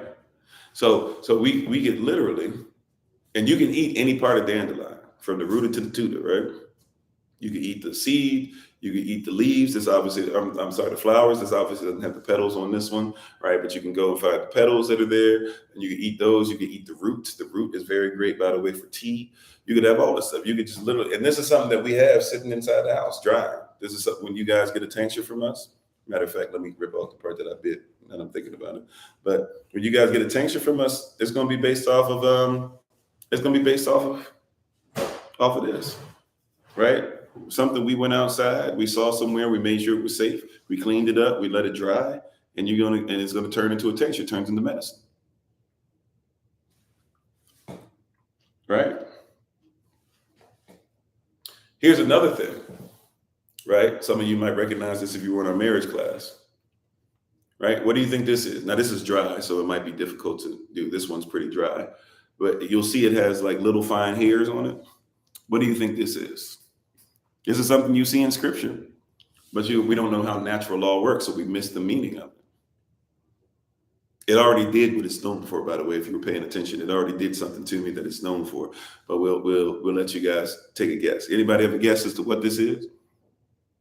There you go, cleave or cleaver, right?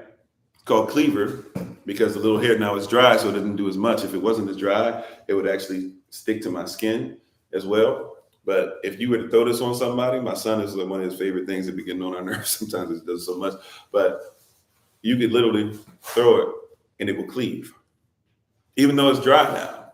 So it's lost some of the things that it would have when it was moist. It cleaves. So when the Bible says, "For this cause," see, this is natural law. You don't even see Yah in His word, in His nature, right? So for this cause, because she is bone of my bone and flesh of my flesh, she's separated from me. She's worthy of being back to me. She's the only thing that's come out of my womb. She's the only thing that's on my level. For this cause, my work is going to be directed towards her, and it's going to cover her. Right? She will become part of my work, and my work will make her feel secure. For this cause, will a man leave his mother and father and cleave? Oh, excuse me. Will leave his mother and father and cleave, right, and be stuck to his wife.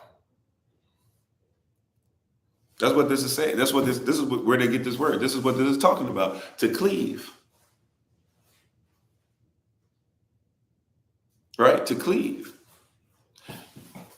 Right? I'm gonna because I don't have it on top of my head, and my wife's taking care. She's actually out there taking care of planting and gardening right now. But let's see. I'm gonna look up not definition. Health benefits of cleaver. This thing that cleaves to you. Let's look it up, because oftentimes what these things do, they work out for you. So what says health benefits of cleave?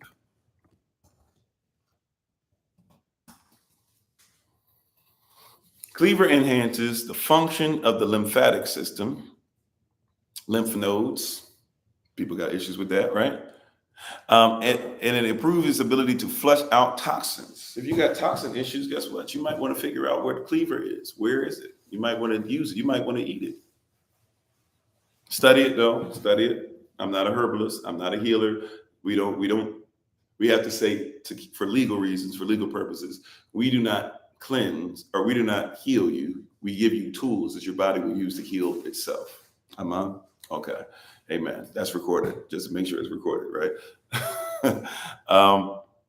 Improves its ability to flush out toxins. It decreases congestion. So if you're congested, and it reduces swelling, that also is inflammation, arthritis, sinusitis, spinositis, any itis, right? When you get the itis, when you eat, you know what's happened? You inflamed. You swole up. Your body's like, we're swelling up. Your body slows down because your body's like, if we don't stop this, we're going to be so swollen. When you get the itis and you're tired, that's what's going on. Your body's like, we swole up. We on swole for real. Thanksgiving, everybody got the itis. Why? Because you purposefully ate to send your body into comatose. You ate yourself into a place where your body's like, if we don't stop the swelling, something gonna happen. So it shuts yourself down. You're not supposed to eat to get tired. You ever thought about that? You're not supposed to eat to get tired. You're not even necessarily supposed to eat to get full. That'll really mess with somebody's mind right there, right? But once again, when you eat, you have faith in a standard. Do you have faith that the standard, that the way the Most High made your body is what's correct? Do you have faith that the standard that the Most High created for your body is a correct standard? If so, stop eating to get full or to get stuffed. Stop eating just because it sends signals to your brain that makes you excited. Stop eating because it makes you feel tipsy. Because when you drink stuff, you eat as well. Eat with purpose.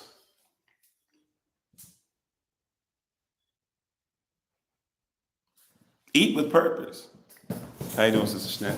Eat with purpose. What is the purpose of what I'm about to eat? When you make a meal, what is its purpose? Do you think about that? When you make a meal, when you sit down, how you doing, Pastor Jared? Right? When you sit down, what is its purpose? What is its purpose?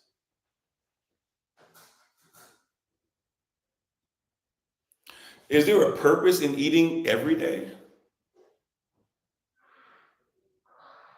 Oh, they want to talk about that. Is there a purpose of eating every day? See, because if you work out at the gym, they tell you what you got. If you're going to work out, you got to have all these calories. You got those calories, so you got to eat this and eat that, and make sure you have a prep meal and this and that. And now you go to the gym, and we make sure that we got juices just for you and this and that. And you can go here and you can go there, and there's a place down the street they do this and stuff. And all of these people, all these corporations are in on it. Oh, you got to have healthy eating. They're giving you just a remixed version of stuff because they're giving you modified food. That ain't healthy anyways. Watch this. Have you been called? Now, if you've been called to be an athlete, you better eat like an athlete. But there's a lot of people who think that being an athlete means you're healthy. There's a lot of athletes that die at 50 and 60. They're not even necessarily eating healthy. See, we have this weird thing. They're eating healthy, so that's why they can go ahead and play the game. No, they're eating so they can streamline their body to do a specific work.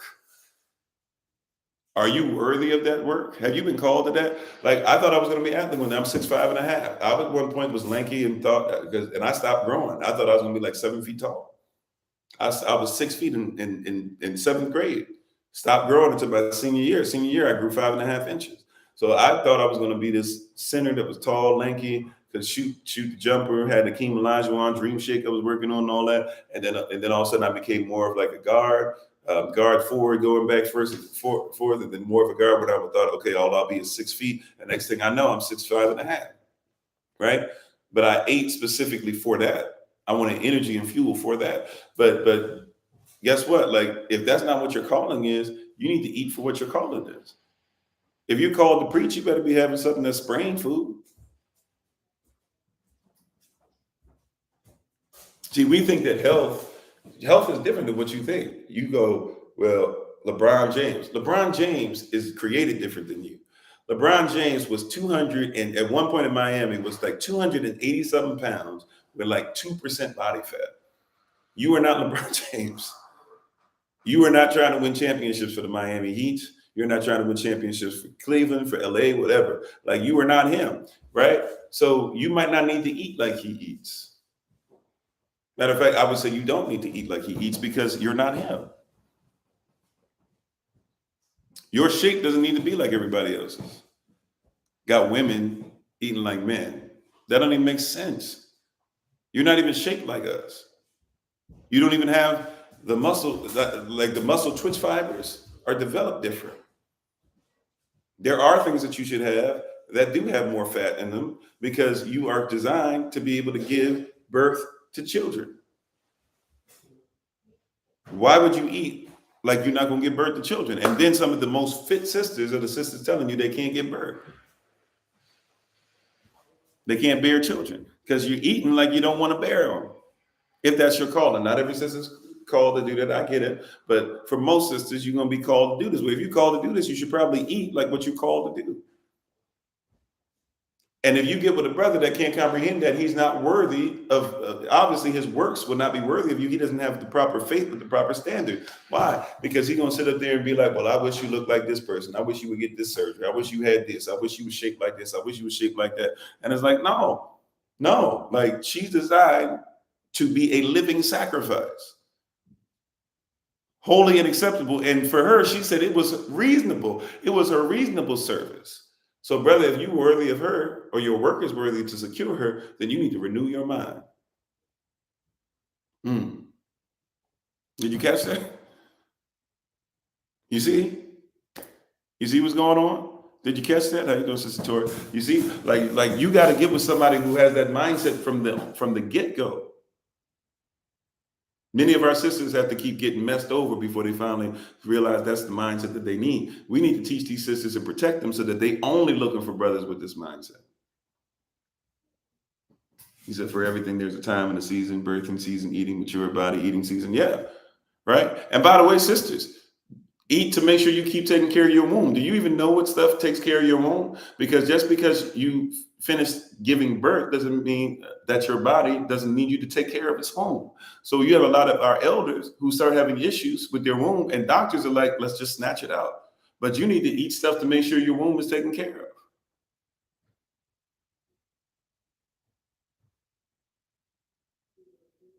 right? Like you got to eat like who you are. Not everybody gonna be skinny. And even skinny people, sometimes you got to balance out what they're eating because a lot of people who are skinnier, right? Usually they can't. We have this weird philosophy like, oh, they can eat whatever they want. Actually, they don't. A lot of people that are skinny, they actually don't eat enough. They usually won't eat enough fat. They won't eat enough sugars, natural sugars. So you got to get them to actually eat stuff. I'm not trying to plump them up, but you got to once in a while say, hey, you got to remind them, please eat something sweet. Please have something that's naturally sweet. Please have something that has this. Please get some honey at least. Please get something because they won't eat it. And people who are naturally more voluptuous, or we use these terms like thick or whatever, right? They're going to naturally, a lot of times, not eat some of the stuff that's more bitter. So you have to go to them and be like, please eat something bitter. Please get some dandelion in your life, right? Like because you are not naturally as drawn to it. You are created to be different, but so there's things you got to think about even eating in that way. You said you attract more men of nations than your own brothers think you're too small and tall.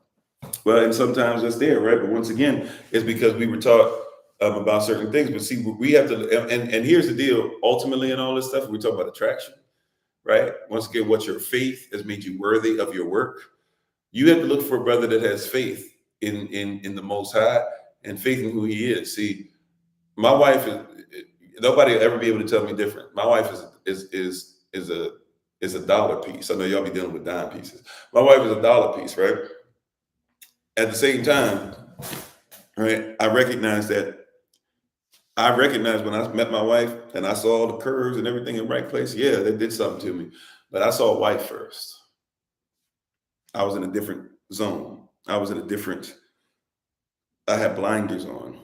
So I realized when I took my wife certain places, right, when we first got together, especially, and people would be like, and like brothers would look at me like, you know what I'm saying? They get that look like, like, yeah, you did well, sir.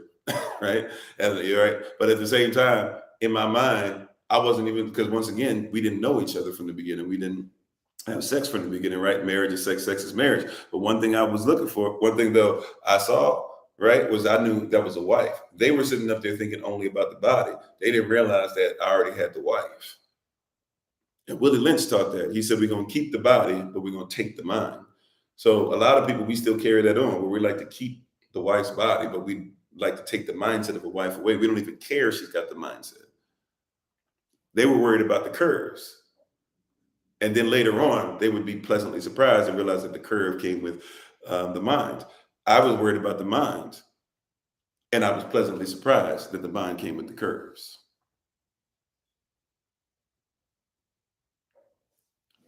Okay, Sister Marion, amen. Be safe out there, and praise y'all for you. Hopefully, Minister Moselle's doing well. Hopefully, Brother Jimmy's doing well as well. Thank you for being on. Right? You hear what I'm saying? Like I was looking for the mindset. Let's go to Proverbs. My son was messing around with my setup here. Proverbs. Let's go to Proverbs. And we're going to go to chapter 18. And we're going to read very familiar scripture. Y'all already know two of the verses, but we're going to start before them. Because we don't think about these being marriage scriptures. And this is why we be getting all jacked up. But let's look at the book of Proverbs. And let's go to chapter 18. Because we got to build up to the marriage part. But everybody just likes a couple verses and leaves it there. But let's go to the book of Proverbs and let's start back a little bit. Let's be hermeneutical, ministerial staff. And let's try to see if we can be homiletical to help people to use this apologetically later on. This is talking about marriage. And this is a king talking to his son, right? Solomon wrote this based off of what his father David taught him. So let's look at Proverbs 18:21. When you have it, say amen, say I'm with you, say I got it, say I'm listening, whatever the case might be, if you're able to. Let's talk about the works. Your faith has made you worthy of your works. Proverbs chapter 18.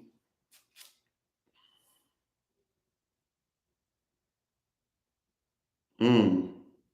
We could read this whole chapter and be here all day. Let's start at verse 12. Proverbs, how you doing, Iska? Proverbs chapter 18, and let's start at verse 12. We're going to read at least through verse 22. I think we're going to read through the whole thing, the rest of the whole thing. We're going to start at verse 12, though. Proverbs chapter 18, let's start at verse 12. This is talking about marriage. It's talking about relationships. It's talking about your relationship with the Most High. It's talking about your relationship with those that you work with, or you're in your works with, or that you have a job with some of you, right?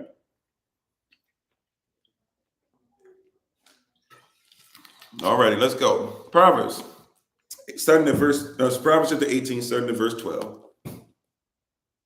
It says, before destruction, the heart of a man is haughty. Before destruction, before we end up in destruction, we're haughty. The heart of a man, his passions are he thinks too much, but he's too passionate about himself.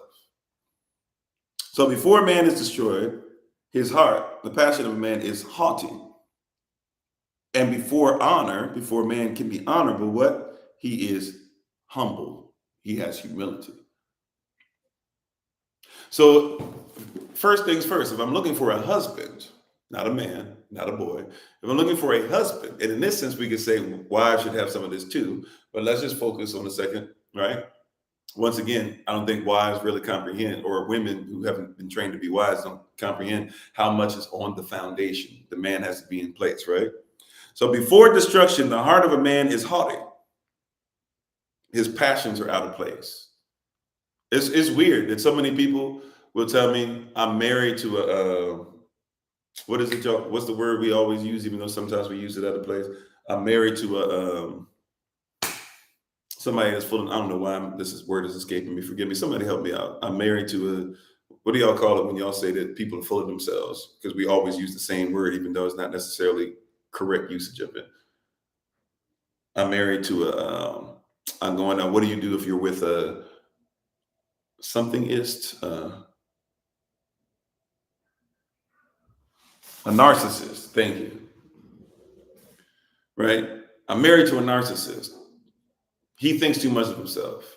He thinks he's this. He thinks he's God's gift to women. He thinks blah, blah. And I'm like, it's always interesting because in my mind, I'm like, why would you get with a narcissist? Right? What was the standard that you had?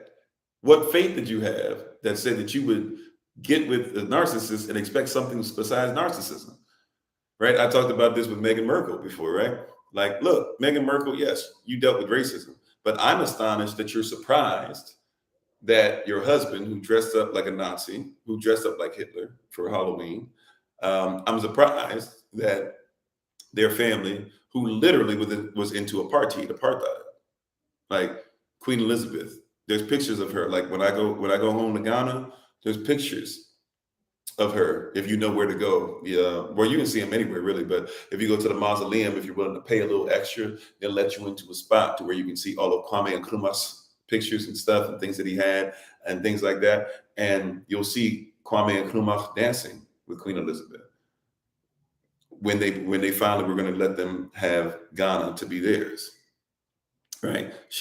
South Africa, Nigeria, the list goes on, right? The Caribbeans, Bahamas, Jamaica. Why do people in the Caribbean wear suits and ties when it's hot in the Caribbean? It doesn't even make sense that we wear suits and ties. Why do we do that? Right? Why do our people do that? Because you were colonized, right? And she was the person that was queen during the time of your colonization, right? So you married into that family, Megan, but you thought you weren't going to deal with racism. My heart actually bleeds for you somewhat that you had to deal with racism, but I can't.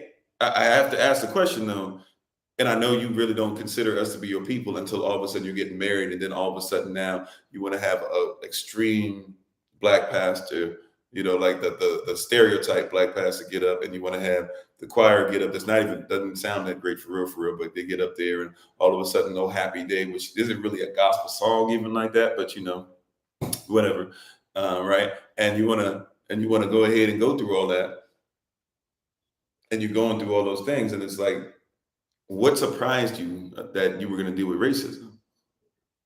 I don't know. I don't understand what the surprise was. That part is weird to me, right? But once again, you were prideful. You thought that you were going to be better. You didn't even want to learn what it was to curtsy. You wanted to meet the queen before you were allowed. You weren't supposed to meet the queen until she saw you on your wedding day. You wanted to break protocol. So did your husband, and then you got some consequences. And we're just supposed to say everybody's evil. That's narcissistic, for real, for real. The queen is always the queen. Even if you don't like her, she has to be the queen. you know. But anyways, before destruction of the passion, the heart of man is haughty. And before honor, if you find the honor of man, he must be humble. Now, we were raised to be in reverse. So when you were in school, what did you look for? You looked for a bad boy, somebody who wasn't humble. He was haughty. He was high-minded. All the girls wanted him, and he knew it. He could mistreat you. And it's weird. I don't even know where to. I got to do some research because it's weird. Because having daughters, being a child myself, having a wife explain this stuff to me, it's very weird. Because we know at one point you didn't like bad boys because when boys were younger, they used to hit girls and throw things at girls and make fun of girls that they actually liked. Yeah, we call bad boys that we call a swagger. If that's what swagger is, okay. But be ready for what comes with swagger, right? But when we get these girls in like junior high and high school, the boy that's throwing stuff at them is not a boy that's attractive. Matter of fact, some young boys in high school and some young men are taught, right? This Andrew Tate is famous because he just basically kept the high school energy for real, for real. Like a lot of them are taught that girls don't pay attention to you when you're humble, when you offer them to take their bags home, when you want to walk with them, when you want to treat them with respect, when you try to say that they're worthy of this and that or whatever. So hey, just treat them like crap. A lot of boys are taught that.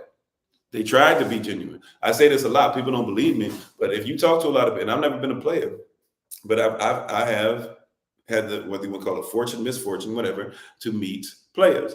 And a lot of them, when you talk to them after a while, they'll tell you like, yeah, man, I tried to do the righteous thing. I tried to, make sure that I was correct. I tried not to do what my family and stuff did. I didn't want to treat women like that. I saw what my dad did, but I realized that they get results. So I started doing it. I tried not to be in the street, but when I started making money, a lot of girls who were talking about it, I was this, that, or whatever, they saw money. They didn't care that I was out in the street. So I tried to do it the correct way, but ain't nobody want it. Right. So there's a lot of stuff that goes into it. You said that's why it's important to know the relationship between your husband and his mother or family. A lot of that's very important too. Because sometimes brothers even get in trouble for the relationship they have with their mother. So it's very interesting. Right. But anyways, verse 13, the next one says, he that answereth a matter before he heareth is folly and shame unto him. Sisters, may I tell you something about a husband? I'm not talking about a man. I'm not talking about a boy. I'm not talking about a boy in husband's clothing, a wolf in sheep's clothing. I'm talking about a husband. Stop asking your husband to immediately give you responses. I'm not saying that he should never do this because you should get your love language, but sometimes your husband is usually going to be more introverted when it comes to arguments, and you're usually going to be more extroverted. So you're usually going to be like, can you see this? Can you do this? And blah, blah. And everything you're giving him, once again, remember, we talked about houses, right?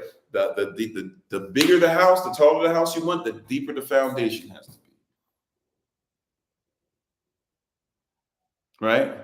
The deeper the house, the higher the house, the deeper the foundation. The higher the family, the deeper the foundation has to be, right? So he has to go deeper into thought to make sure that he recognizes what you're saying. So when you hit him, when he comes to the house, when he comes to the door, and you hit him with 75 things about your day, he doesn't say much. And you say, oh, he's not loving. No, the more you give him, the deeper he has to go. That's how he's designed. If he's foundational. I didn't say boy, because y'all got boyfriends. I didn't say friends, because y'all got your little friends. I didn't say your date, because dating is not marriage, and marriage is not dating, right? I didn't say the way he do it in the bedroom, because you can breed and not have sex, because sex is marriage, marriage is sex. Breeding just makes offspring, not even children. That's why you got kids and not children, because kids are baby goats, right? I didn't say a little boy. I said husbands. See, once again, see, look at this. Verse 14. The spirit of a man will sustain. I'm sorry, verse 13 of Proverbs chapter 18, verse 13. He that answereth a matter before he heareth, it is folly and shame unto him. If he answers too quick before he hears it. See, it didn't even say he's not listening to you. It said, did he hear it? Let those who have ears to hear. If he's not hearing it, please don't get a response. He ain't hearing me. Okay, that's great. Don't let him respond yet. It's best he doesn't respond. There are some times that your husband is sitting there, and you're like, why ain't he saying nothing? Why ain't he saying nothing? He's not saying anything because right now, if he were to say something, you probably ain't gonna like him very much. And he knows it. But he's hearing you. And I see this often. The brother be sitting there and I'm doing coaching and it's going and going. And then, you give the wife a chance and she starts rolling. And I see the husband's hanging in there, but eventually you can see he's being backed in the corner and then he comes back out. And then all y'all do is go back and forth. Put yourself out there, but allow him to hear and digest it. Even if he doesn't come back to you in 30 minutes, if he doesn't come back to you the same day, I promise you he's going to come back and say, baby, I heard what you said the other day. Right now, you got to know your husband. You got to know the temperament. You got to know your wife. You got to know the temperament, right? We should make sure that our wives feel heard as well. But when we're in an argument, see, watch this. It's talking about men. It says, verse 12, once again, before destruction, the heart of a man is haughty. He's lifted up. He's prideful. He always boastful. He always talking out loud.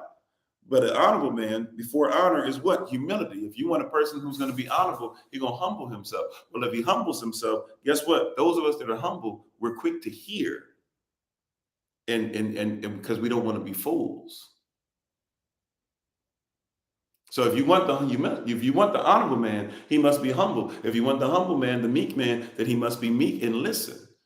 But we want men to be meek, and at the same time, we want haughty responses. Doesn't work. We want meek men. I didn't say weak men, because meek is not weak. The wife is weak. The word weak means what?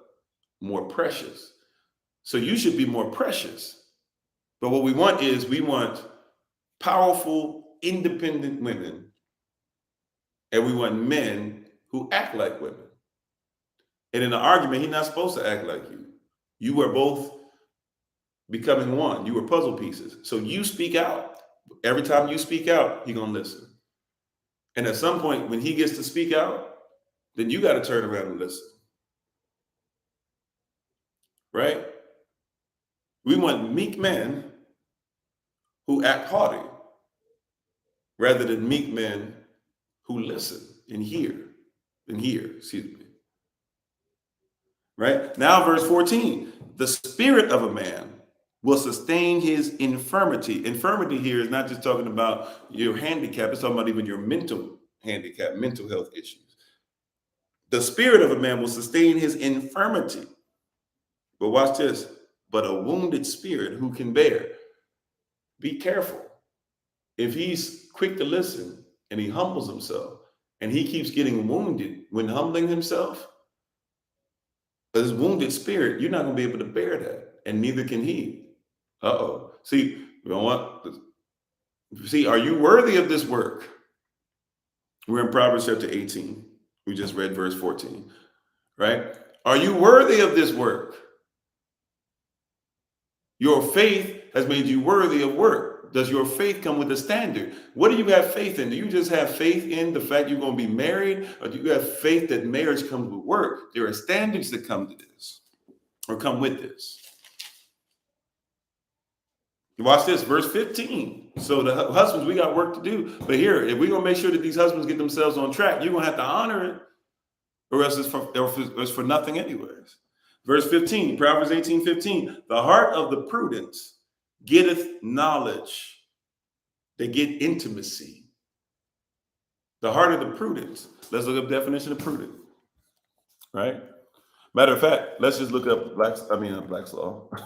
Let's look up Proverbs 18. Let's look up what this word actually means in Hebrew. You might be surprised. Heart of the prudent. So this word there's only one word where they get of the prudent from, but this word prudent to prudency is basically a word. It's actually bana, which is close to bond. Bond means son of, or big, if you will. But bond means son of, right? So bana, what does that mean? That means it also means that this son perceives and discerns. You could even say that they observe. They also go to the place of saying that they mark, tav, finish. They look at completing things. They give insight.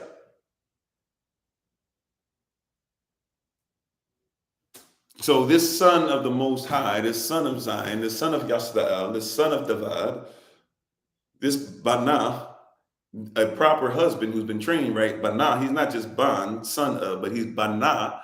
He has been trained. He comes with what? Discernment. He can perceive. He can understand. He can know. So the heart of the Bana, that's why we got to know this thing in our culture. You would just see that and say, oh, prudent. But no, prudent is saying that this is a person who has been taught and trained to be prudent. I'm just using that. I just use Strong's Concordance, actually. I didn't use it dictionary per se, or online dictionary. I guess you could say in a sense it's one, but it's a concordance, right? So actually that word prudent there is talking about bana, right? They might say bene in modern Hebrew, but bana. Ban means the son of, but banat means a son of somebody, and he's been qualified. See, once again, what is a husband? A husband is pre-qualified for marriage. Remember this, even when it says husbands, love your wives. When you look up that word husband there is not talking about you've actually had sex and become married and become one. That word husband there, when it talks about wives, same thing. In Ephesians chapter 5, everybody loves to go to. When you read that, Ephesians 5:22, Ephesians 5:25, wives and husbands actually means those who are betrothed. Those who are on their way, wives who are getting themselves prepared for husbands, husbands who are adding on to their father's property and preparing a place for their wives. You see what's going on? You see what's going on there, right? It's a different mindset.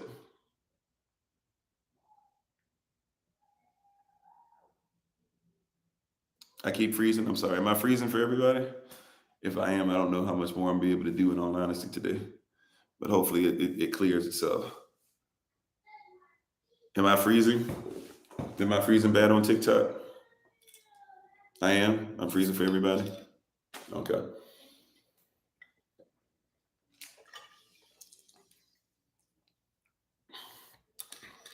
So, okay, I'm still freezing. I don't know. The only other thing I'm be able to do is try and, I don't know. I guess you guys can.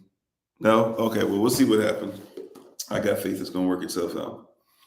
So, where are we at? I'm sorry. Oh, yeah. So the prudent, that means somebody who's been trained for this.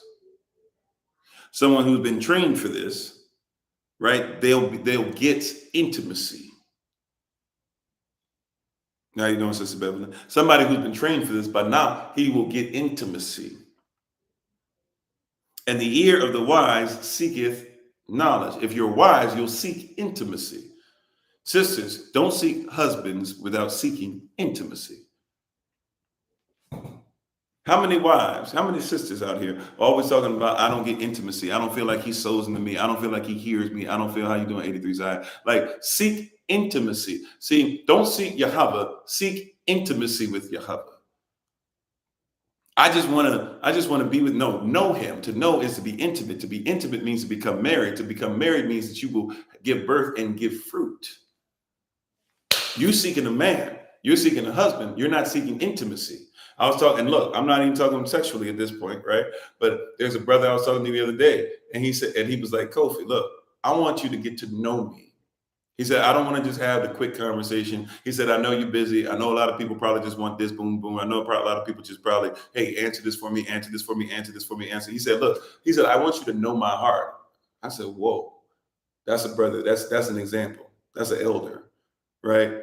He said, I want you to know who I am. He said, if you only knew some of the stuff that you blessed me with and your words and stuff, he said, I want you to know. He said, I don't want you to just ask me a question and to keep moving, or I don't want you to just do this. He said, whatever you need. He said, when you come to me and you give me an assignment, he said, don't just give me an assignment. He said, or don't just be like, is it okay if you do? He said, no, I want you to know my heart. I want you to know that I'll be there for you, bro. He said, if you need me to do anything, he said, don't ask me. He said, tell me what to do. This is why David makes a statement about Jonathan when Jonathan is killed. He says, no woman ever loved me like Jonathan did. He wasn't saying that him and Jonathan were doing sexual stuff. He said, this brother was willing to die for me. This brother, when Saul, his own father, was trying to kill me, kept telling me where not to be. This own brother, he loved me. And so this brother, when I'm talking to him on the phone, he literally says, Kofi, look, I know we're busy. I know you don't want to do this. I know you don't want to think that you're being a burden. He's like, you can't be a burden to me. He said, I want you to know me. If that brother is listening right now, I want you to know, like, that meant a lot to me, right? When you said that, I didn't even know how to respond because brothers, even myself, are not used to that type of love. That's what wives, your husbands don't get that kind of love a lot, right? And this brother, who's my elder, he knows. He was telling me, look, I know that you need this type of love. I'm here to tell you, when you're in this area, when you come to this part of the country, when you're talking to this, when you need us to help you, don't ask me. He said, tell me. And I want you to know that whatever you tell me is going to be done.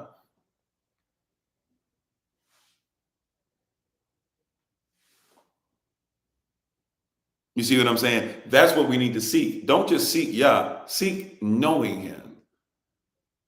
Don't just seek a husband, seek knowing him. If you don't know him, he should never become your husband because you're going to have to submit to his mission. You get married without mission. You didn't know him, let alone know his mission.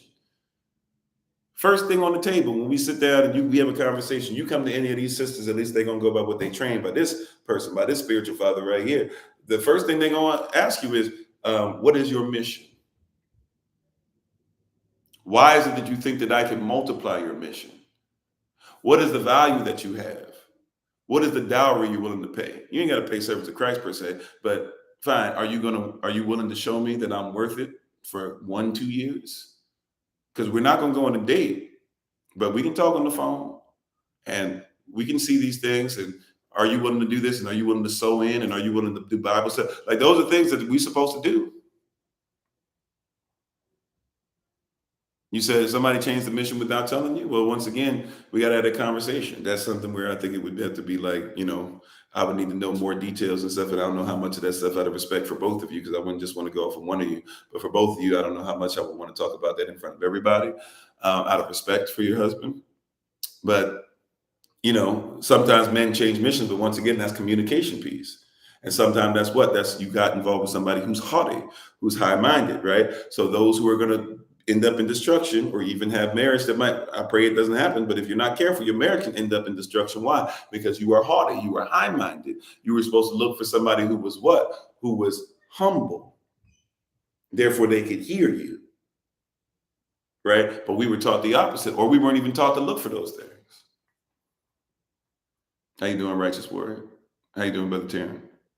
So once again, see, this is marriage scripture. We don't think about marriage is that important in our society. Whether you get married or not, whether you feel like you're attracted to a man or not, or a woman or not, whether you ever want to get married again, right? Marriage in our community is important because even if you're not married to a person, you're married to the Most High. And even if you're not married to anybody outside of the Most High, you should make sure that people are treating their marriages like this, because your marriages are where your children are going to come from.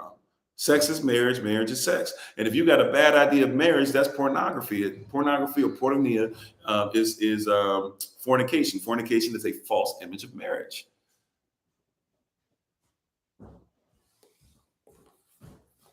Right? We have false images of marriage. We've been taught false things about marriage. We live by false images, false imagery. False imagery of spirituality. So the heart of the prudent, of the banat, of the man who is actually trained to be a husband, getteth knowledge. You'll be intimate with him. So seek somebody who's been trained to be a husband. Don't seek somebody because they speak a kind word. Speak somebody who's in their work. Adam, you're in your work. Now you're worthy of Eve. Don't seek somebody who has great credit. Somebody who has great credit today but has no mission can do something and mess up his credit tomorrow, and now the thing you married him for is null and void. Seek somebody who has a heart after the Most High. Yeah, be patient for a couple more minutes. Seek somebody who has a heart after the Most High.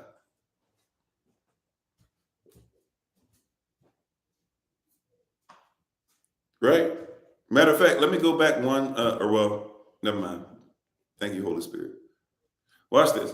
So now let's go to Proverbs 18, verse 16. What are you also looking for in a husband? What are we also looking for in a husband? Guess what the next part is that we're looking for? You ready? You ready? You ready for this? Verse 16, a man's gift. Stop right there. Stop right there. So we started at verse 12 in Proverbs 18. So we saw that if we need a man not to be haughty, but we're looking for him to be honorable. That means he must be humble. That means that we must make sure that he is not wounded in his spirit, right? He has to be healed of some things. That means in verse 15 now that he has to be trained, prudent, banah, right? That means that now he can be what? Intimate. Right? And therefore you can seek his intimacy with him. But verse 16, now that we're in, it says what? Next thing, a man's gift. What is his gifting? What is your man, your husbands, your these men that you're around? What are their gifts? Do you look for them, or do you just look for them to give you gifts? Because watch this, once again, you're going to submit to a mission. And once again, you're going to do what? You're going to multiply. So if you're going to multiply something, you got to know what the gift is to be able to give to the gift.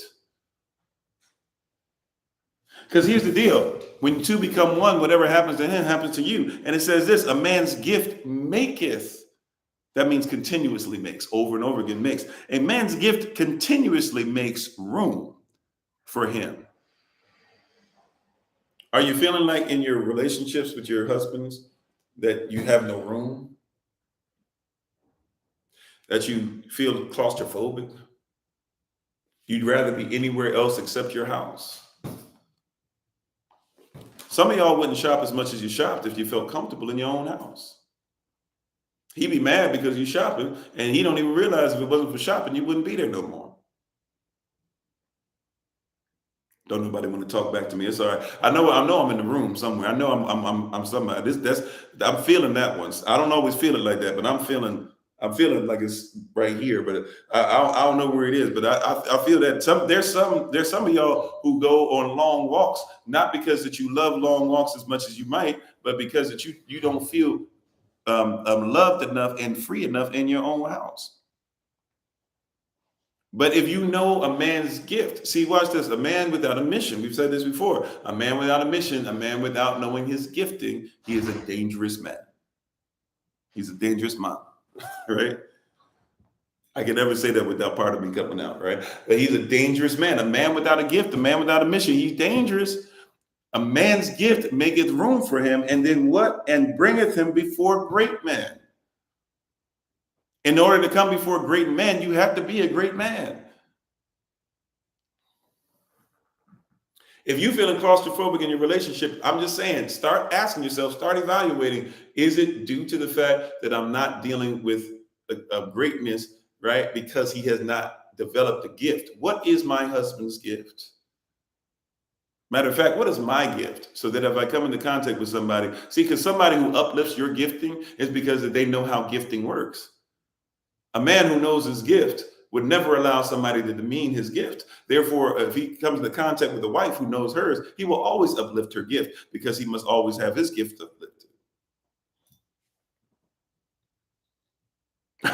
You said he was leaving. Okay. How you doing, sis? Right?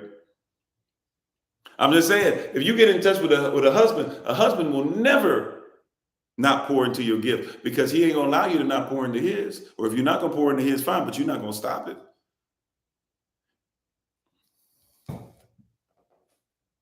You hear what I'm saying? He's not going to stop pouring into your gift. You're not going to stop.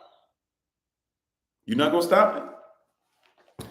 His gift maketh room for him. I told you, the higher you want to go, wife, the deeper you got to go, husband. He's foundational. The foundation has to be deeper than what you see up top. What you see up top, the foundation had to be deeper than what you see up top. So anytime you ask for a husband to go higher or to bring you higher, he's got to go deeper. He's got to be more humble. He's got to be lower. He's got to be more. He's got to spend more time in the dark recesses of places, pulling out things out of his spirit that doesn't belong there. He's got to be praying for you more than what you'll ever know. He's got to go to his job and deal with stuff that you don't even know he deals with, but he got to do it more because you want to go higher. If you want to go higher, he got to go deeper. But you don't even ask about his gift. When's the last time that you came to your husband and was like, hey, baby, what can I do to help your gift? Salah. Oh, I'm preaching better than these brothers saying amen. They ain't saying amen, but they talk to me and they tell me this stuff. And for real, like they need you to help out that gift.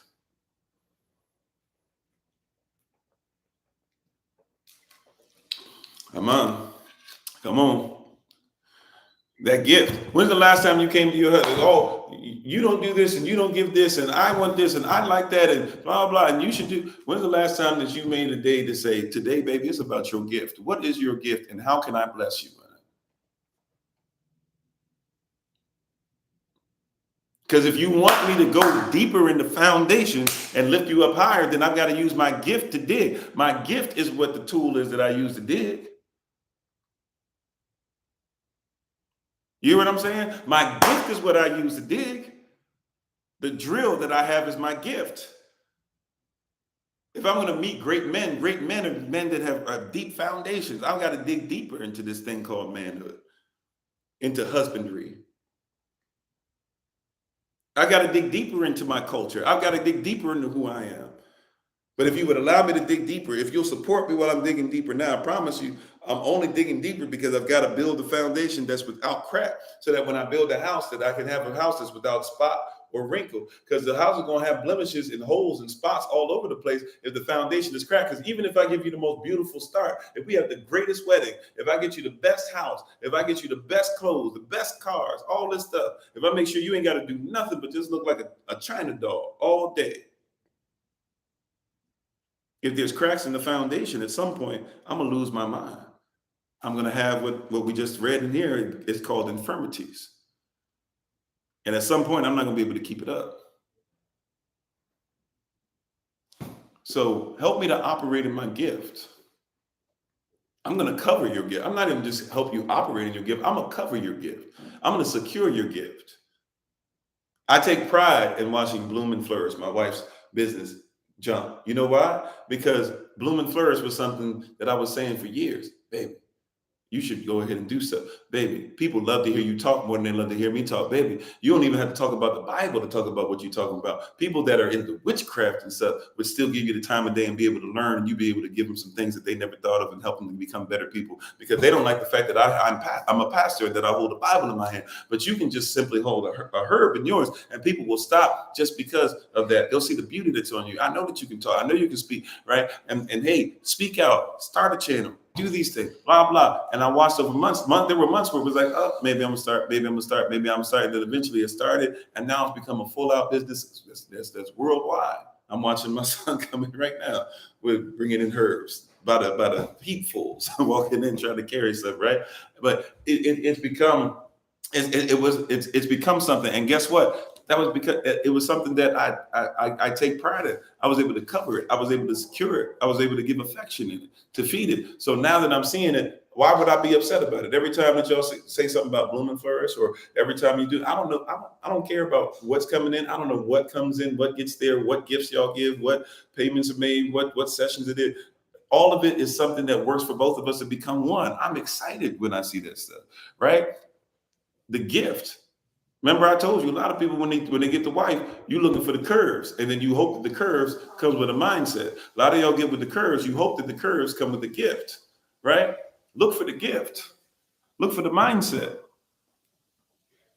I didn't look for I'm telling you, look for the gifts.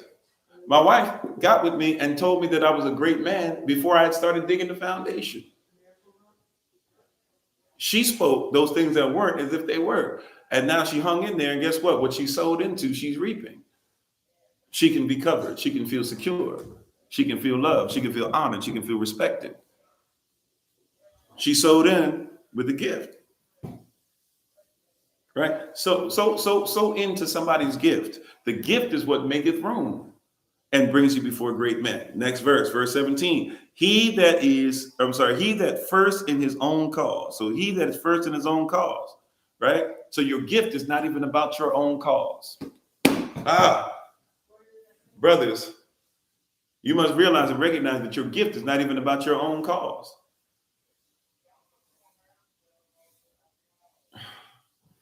Your gift is not even about your own cause. You hear what I'm saying? Your gift is not even about your own cause. He that is about his own cause. He that is first in his own cause. He's always got to be first. He's always got to be above everything about this. He that's about his own cause, it seemeth just. If you think that it's only about what you want, then everything about you always seems justified. Be careful who you get with, who you have faith in, what's the standard that your faith comes with.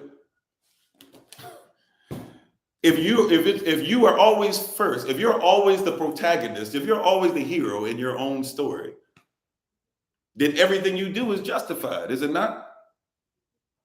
There are some people who watched the Avengers and said, I'm so glad that the Avengers won in Avengers Endgame.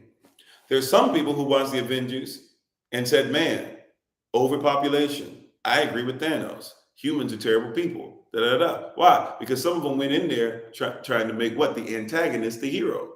If you make Thanos the hero, then you're upset when he lost. If you made Killmonger the hero, then you're upset that he lost.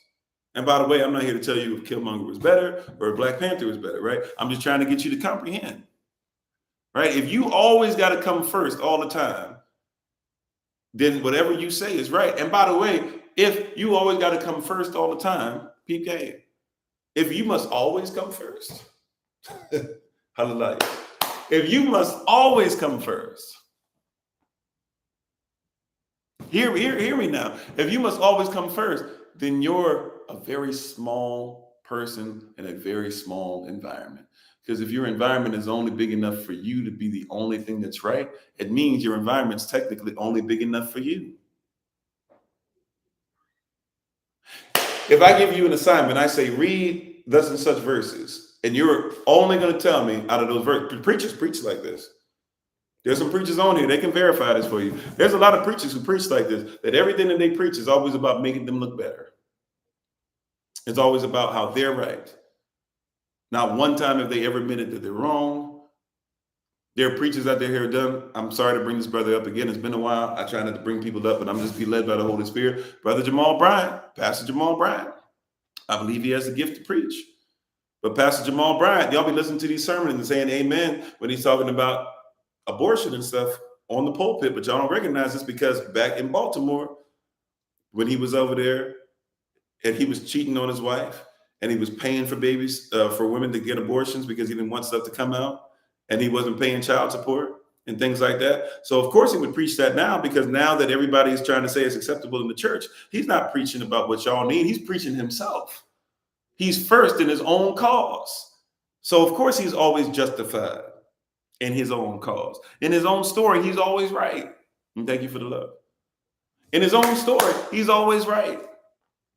He's never humbled himself. He's never sat down. He's never repented. If anything, he's been rewarded for his ignorance and for his evil nature and his evil works. His faith is in that which is evil, because people have gone ahead and said, preach, pastor, even when he's evil.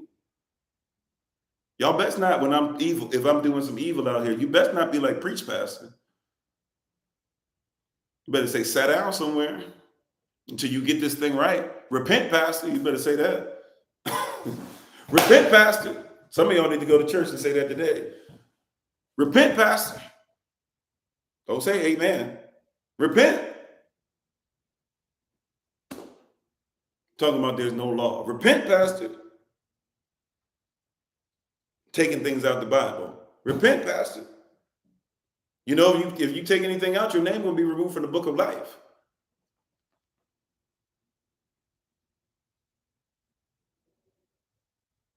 Husband was getting away with stuff. You was letting it go before y'all was married. You were letting it go. When y'all first got married, you were letting it go. Now you realize it's a bad thing. You should have been saying repent from the beginning. If you don't repent, you're not worthy of me, because my faith has made me worthy of my work. If I'm going to be in the work of a wife, my faith comes with standards. But now you let that stuff go and you let it keep going, and you didn't have anybody vet the person, and now here you are. Husbands, well, she doing this, blah, blah. You knew she had a tendency to do that before y'all got married. But she looked great on your arm, didn't she? And she went from arm candy to somebody that you said, man, she got a brain too. And she went from just having the brain to, man, her intuition is on point. And she went from that to being the mother of your children. And so now you got with her, but you never made sure certain things were corrected from the beginning. You never had ground rules. You never wrote out rules and regulations when y'all get in arguments. So now you get in arguments and you don't even have anything that's written out to say this is what we need to do to make sure that we're on point. You should have been saying from the beginning, repent, bro, or else you ain't getting none of this, right? Not my goodies, right? Y'all sing it, but you don't put it into play. Thank you for the love, right? You need to put that in play from the beginning. This is treasure. Right? This is a garden. And if you're going to plant your seed in it, it's going to be buried treasure. And you don't just get the buried treasure in here on my land, on my property, on my watch, without making sure that you are worthy of coming over here. Pirates can bury treasure too, but pirates leave the treasure. Oh, that's a word, right? You preaching? Yeah, pirates bury treasure, but they leave once they bury it. And you had a pirate up in there. That man came in here with a full hook talking about arg.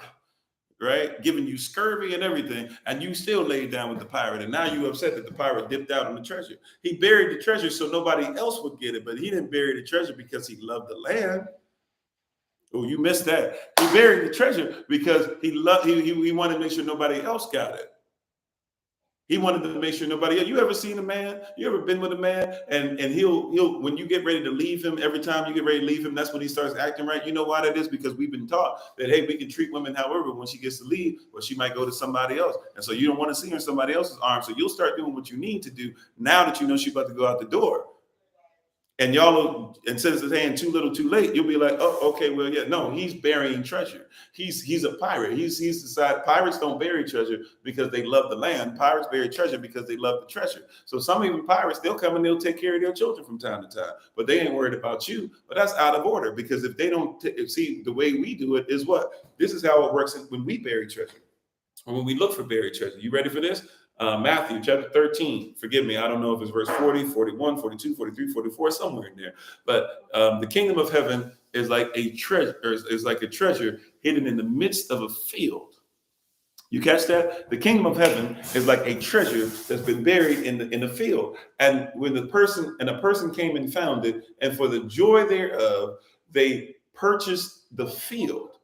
Not the treasure. They didn't move the treasure. They didn't take the treasure. They purchased the field. And then they came back. They sold everything they had. They gave up all they had. They sacrificed everything for the field so they can make sure that they can hold on to the treasure, because the treasure only belongs in the field. The treasure should not be taken outside of the field. I shouldn't take the things of your heart and take it somewhere else. I shouldn't learn how to love somebody and then say, now I'm going to start loving somebody else. I shouldn't have sex with 17 different people and then I can say, okay, now I can go ahead and tear it up. No, there's only one place that this treasure belongs, one field, one place that this stuff should be sown into. But you are dealing with pirates. Pirates, they give treasure to you, or they bury the treasure and then they leave hoping that nobody will be able to get it. And then they make a legacy. Now for the rest of their life, somebody else has to have their treasure. Nobody else can even find the treasure. Nobody else can even be there for the person. This person's life is all messed up. They feel like they're alone. And everybody for centuries now is looking to see if they can find Blackbeard's treasure. But in our culture, the treasure, wherever you find it, get the land. Because once you have the land, you'll have the treasure for the rest of your life. Now, you're dealing with piracy. You deal with pirates. Don't be mad when piracy happens. You hear what I'm saying? You're dealing with pirates. You can't be mad when pirates do what pirates do. If you're dealing with a snake, don't be mad. You can nurse a snake back to health, but if it bites you and you die, you can't be upset that it was poisonous. So once again, let's go back a little bit and just read back to where we were, verse 16. Proverbs chapter 18, starting at verse 16. Now, a man's gift maketh room for him and bringeth him before great men. He that is first in his own cause seemeth just, but his neighbor cometh and searcheth him. He seems just, but watch this. Now we should be looking out for each other's community. Hey, bro, why are you doing that to your wife? Because it's got to be bigger than you. You got to have somebody. Do you have somebody you can go to say, hey, check me real quick? When I be getting out of pocket, bro, check me.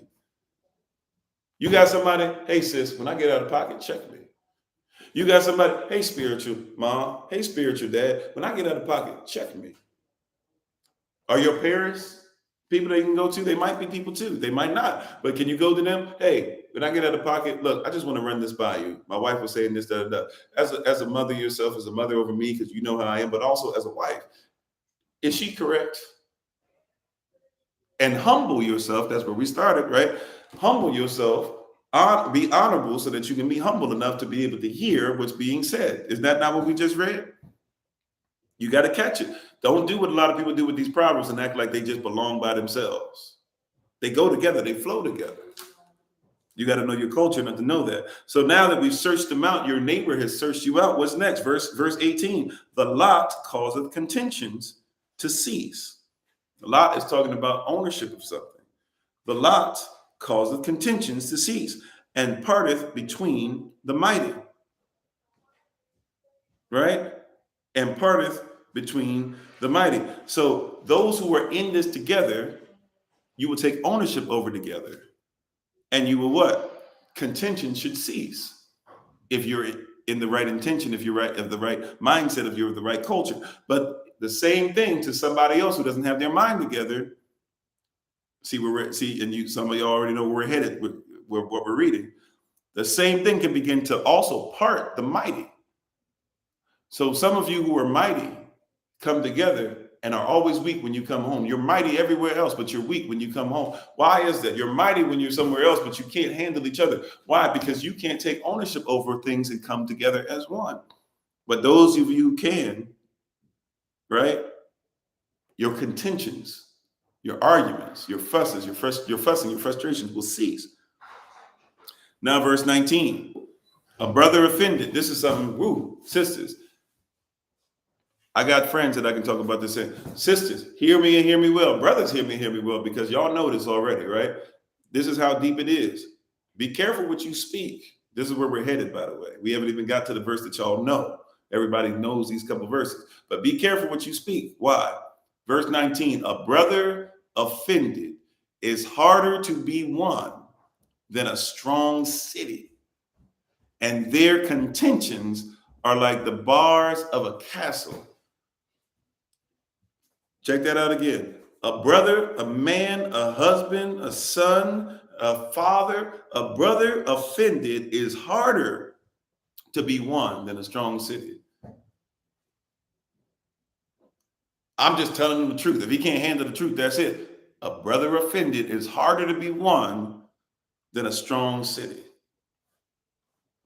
Keep offending that brother and see, watch this, because here's the next part. And their contentions are like the bars of a castle. Not just like the bars on your house that you put up there so robbers can't get in that easy. Not just like the bars of a prison, the bars of a castle. Have you ever seen the bars of a castle? Some of y'all don't even know what I'm talking about. The bars, there's the wall of a castle, and then there are the bars of a castle. That usually have spikes on top. And you can't just climb over it. And you can't just cut through it. You can't just burn through it. They are designed to take on thousands upon thousands, to take on legions, to make sure that nobody can come in. That's why it's easier to starve a city. When you're going back to castle times, it's easier to starve a city and make them have to come out the city than it is to go through the bars of a castle. It's easier to starve a city than it is to try and get through the wall sometimes. So a lot of places they would just do a siege. What is a siege? Siege warfare is first of all, everybody talks about siege warfare as far as, hey, all the stuff being shot and Lord of the Rings type stuff and things like that. Siege warfare starts when we're gonna make sure you ain't gonna eat. You said, what if he's haughty and he's offended by everything that's said? So then what? But then once again, we have to have a conversation. I need to know more particulars, and those are things that I don't know if we're going to go into right now, right? Also, I would say that there probably might be some things that might be offensive to that person, because none of us are 100% accurate in everything. So some of the things that we're saying and doing may or may not be offensive, right? But we can talk about those things in a little bit, right? So the bars, it's harder. Watch this, right? And what I'm saying is right now, just roll with me. I'm not saying that all men are great, but that's why we also talked about husbands. So if we don't have a husband from the beginning, we're already behind. So, right, I'm trying to get us to a place where we recognize why we're having some of these problems too, right? Hey, how you doing, Sister Brianna? Right. So I'm just saying we have to be ready for all those different things, right? There are men that ain't husbands that are out here, there are women that ain't wives that are out here, and none of us have really been trained the way we were supposed to since birth. You can go ahead, I'm just making sure it doesn't fall. So a lot of us haven't been trained for this stuff. A lot of this has not been trained. We have not been trained. Right. So I know a lot of us are dealing with what do they say? We're behind the 8 ball already, right? There's almost the end of the game. I get it. Right. I'm almost finished. I got a few more verses and you can take it. Okay. All right. So a brother offended. I'm just trying to tell you, a brother offended. And watch this. See, once again, let me go here. Be careful what the offense, even the initial offense was. Sister Katisha. Amen. Right? Be careful what a brother offended. Be careful what a brother offended will do. See, watch this, because if you offend the brother, be careful. Even if he says it or doesn't say it, a major offense for a brother makes everything an offense to him for a while. There's even a scripture that says, be careful, because a man can be in the house, but his heart can be on the rooftop. Like there's some brothers that are offended and don't even say anything about it, but they'll pay the bills. They'll be faithful. They're not stepping out. But a brother, when he gets his heart broken, I try to tell people this all the time. A sister, when she gets her heart broken is usually in the relationship, right? A sister, when she gets her heart broken, is usually in the relationship. When the relationship ends, a sister's done, right? Like if your wife stops talking to you, you in trouble, right? If she's yelling at you, telling you stuff, hey, realize she's still passionate. She wants this to work. If she stopped talking to you, it's over. Right, you need to really pray about that thing at that point, because she's 2 steps from getting out the door. She got her bags packed, and you don't even know it, right? A brother, right? A brother usually gets his heart broken after the fact. Like usually a brother gets his heart broken after the fact. Like usually once the relationship ends, he's hanging in there. He's trying to be strong. He do, but once he's there, he gonna have like about 2 weeks where you need to put that brother on self-ending watch. You know what I'm saying? Right? Like a brother is when he because once again he's internalizing this, right? He's internalizing, right? But if you get but there's a brother who can be hurt and still won't deal with his heart. He can detach from his heart. He can still do stuff in the bedroom. He can still make sure that he's taking care of stuff. He'll still be faithful. He'll still be honorable. He'll still obey the law. He'll still teach Bible study. He'll still do a lot of different things. But he's detached his heart. And that's more so what I'm trying to talk about, right? So he's offended. It's not necessarily he's offended because he's always talking back at you. Sometimes he's offended and he doesn't even say anything. And he'll sometimes say it just clearly. What's your problem? I don't feel like I'm heard. Y'all get in an argument again 2 months later. What's your problem? I don't feel like I'm heard. And he'll just keep saying the same thing. And eventually he'll say, well, look, if I don't feel heard, this hurts. So there's only 1 or 2 options. Either I'm gonna be mad and yelling at her all day, or I want peace. If I want peace, take this heart out real quick and put it on the shelf and put it up high so that I can deal with this. Okay, cool. Now I can do this stuff and she can keep not hearing me and it won't affect my heart. He'll detach himself from his passion.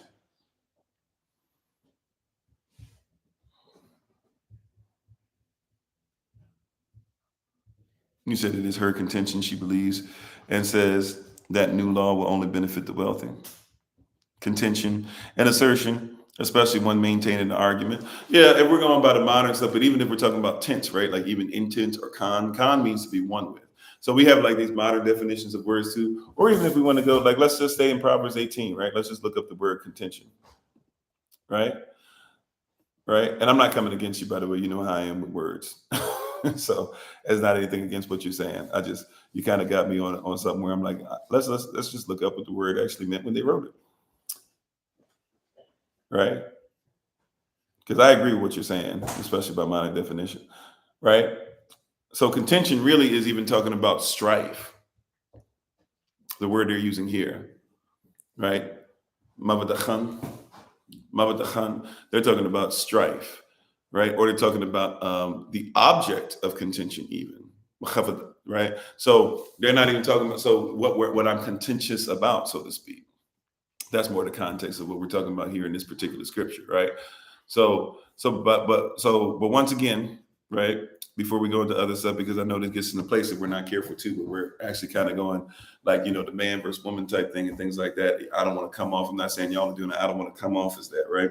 But that's why I said, a lot of this stuff is there, and it's dealing with brothers. Because guess what? Yeah, brother offended. You mean that he might need to check himself out to see why he's offended, right? So, but they're like the bars of a castle. So let's start at verse 19. Let's go into verse 20. We're almost finished with this part, and then we'll be able to take some questions if y'all want to do that as well. Verse 20, a man's belly shall be satisfied with the fruit of his mouth. I'm sorry, let me go to verse 19. A brother offended is harder to be won than a strong city, and their contentions are like the bars of a castle.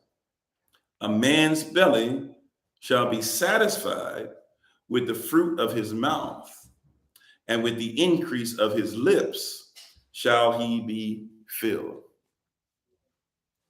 What did it say? A man's belly, what satisfies it? With the fruit of his mouth. Excuse me. As a man, there's certain things I would never say to another man. Don't care how heated we are. Don't care if I know I can beat you down, whatever. Don't know if you don't care, all that stuff. Certain things I would never say to you because I'm speaking things that aren't life. I can zap your strength, zap your energy, right? Watch this. And we know this because there's certain things you wouldn't say to your son, right? But when he's a son of the Most High, he's older, we just go, I'm mad at him, he mad at me, he said something about me, I'm going to say something about him, he started it, I'm going to finish it. And we do the same thing to our wives, right? But a man's belly shall be satisfied with the fruit of his mouth. So also, too, whatever I'm speaking, you got to recognize that's what satisfies me. So brothers, what are you speaking? What are these husbands speaking? What are we being taught? How are we living? Right? A man's belly shall be satisfied with the fruit of his mouth, and with the increase of his lips shall he be filled.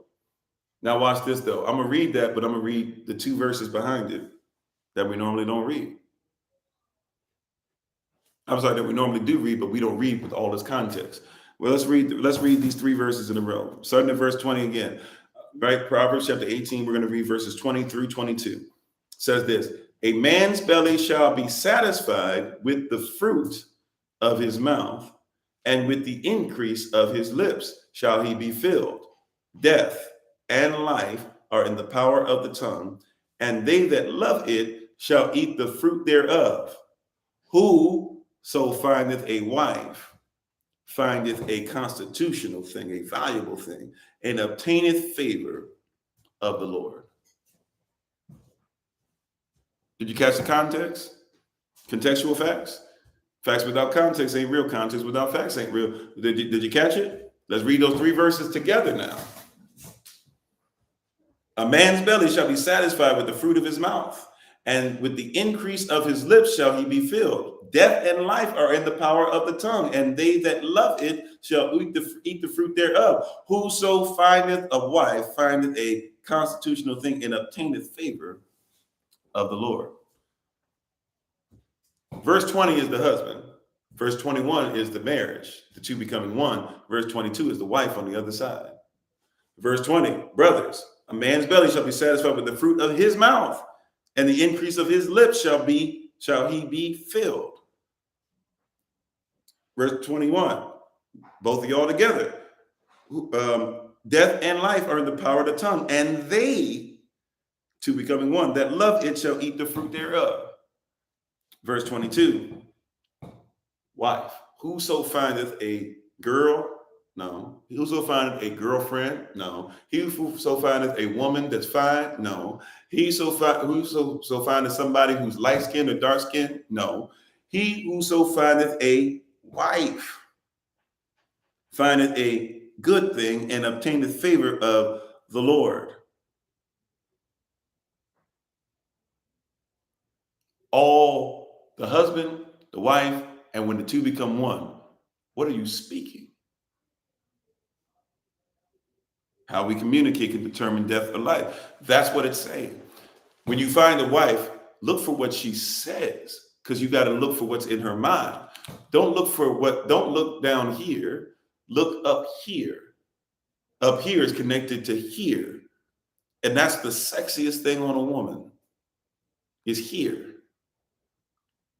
You can tell if she's a woman or a wife by looking here, by focusing here, because what's here is ultimately coming from here. And what's there is going to focus there for you too. You see? So watch this. Men and women who are hurt normally always tell me a whole bunch of stuff that somebody else did and why it's informed them, or even by the person they're still with, what they did to them, and why that therefore means that all these men and women and blah, blah, ain't nothing, blah, blah. And I start looking and I start saying to them, I start asking questions. You know, when I start asking questions, I'm asking questions about, have you looked here? Could it be possible that you've been laying down with the same husband over and over and over again, even though they've come in different physical forms? Because they all had the same mindset. We're in Proverbs chapter 18. We just read Proverbs 18, verses 20 through 22, right? You could have laid down with a bunch of the same minds, but they were in different physical bodies, and you in your mind thought that you had different partners. You've been sleeping with the same partner. They just had different shells. You've been going out on dates with the same dude. They just came in different flavors. You've been going to the store shopping for the same milk. They just had different expiration dates. If one held a gallon of foolishness and one held a half a gallon of foolishness, and one could have 2 gallons of foolishness, and one was only a quart of foolishness, and one was only sold as a cup of foolishness, and one came in those little childhood boxes of foolishness, either way, it's all foolishness. The mind, the spirit, the pneuma, the pneumatical thought that goes to the soul, the psyche, the psychology, even the pineal gland, the melanin that runs through your body, the generational curses that come. We have all these conversations and never focus on what comes out of the mouth. But out of the abundance of the heart doth the mouth speak. Focus on what's being said, because the passion, the love, the lev, the love, it's there. He told you everything you needed to know. He told you everything you needed to know. If somebody tells you who they are, believe them the first time. Come on, Mama Maya Angelou. We're just not looking for the words. We're not looking for this because we should have some cultural thing. Every word should be help us with cultural determinations. One speck of stuff makes the whole thing. One speck of crap makes it a whole crap sandwich. Yeah. At the end of the day. And you were told, watch this, you were told to do miracles that the Most High don't even want you to do. You've never seen a miracle where the Most High took chicken crap and turned it into chicken salad. But you settle for chicken crap and you pray to the Most High that he turns it into chicken salad. It doesn't make sense. It doesn't make sense. That's something they say in the world, right? It sounds nice and everything, you know. Now know who he is. Now, if he's lemon, sure, you can squeeze him into lemonade, but you got to ask yourself, once again, what's the standard? Because now all lemonade is equal. What do I mean by that? Not all lemonade is equal. What do I mean by that? When I say not all lemonade is equal, I'm talking about some people, they want a whole bunch of sugar and sweetness and stuff. Lemons are supposed to be sour or supposed to be bitter. Thank you. That sounds correct. It's supposed to be bitter. Thank you for the correction. I appreciate it. They're not supposed to be the same as the other stuff.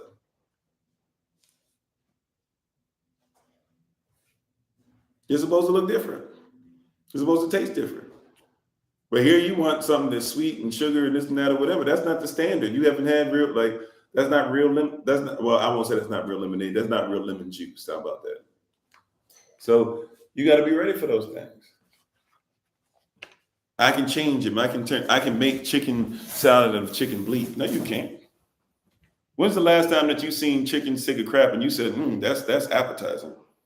I can work with that. No, you haven't. But somebody told you that. And you keep going to the same thing. I'm gonna just say this. If everywhere you go, there you are, then maybe you're part of the problem. If everywhere I go, if I go anywhere, it's family day for us today. Wherever we decide to go, wherever we decide to do, if it's great, I'm gonna be there. If it's bad, I'm gonna be there. At some point, I might want to say I'm part of the trip. If we go somewhere and it's bad because it rained or something like that, I could have checked the weather.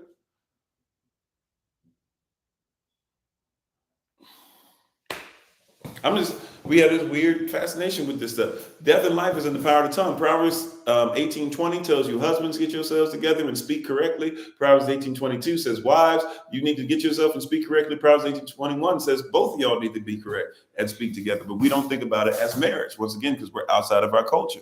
You're dealing with the same nonsense. You've been dealing with the same nonsense. Why all these men, blah, blah, blah. Why all these men? What is your standard for men? Well, I want this. Remember we talked about this yesterday. You can want something, but it might not be what you need. And your needs need to become your wants. Your needs should determine you, right? We want our wants to determine our needs, right? Learn what you need from the Most High. What do you need as a woman? What do you need as a wife? What do you need as a child?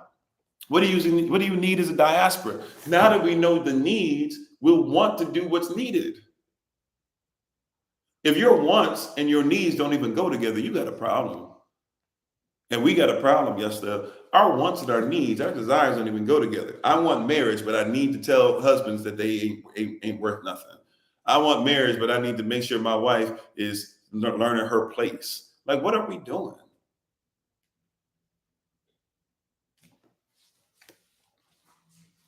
You hear what I'm saying? What are we doing with this? Do you see the cognitive dissonance? I want my community to do well, but black men ain't doing nothing.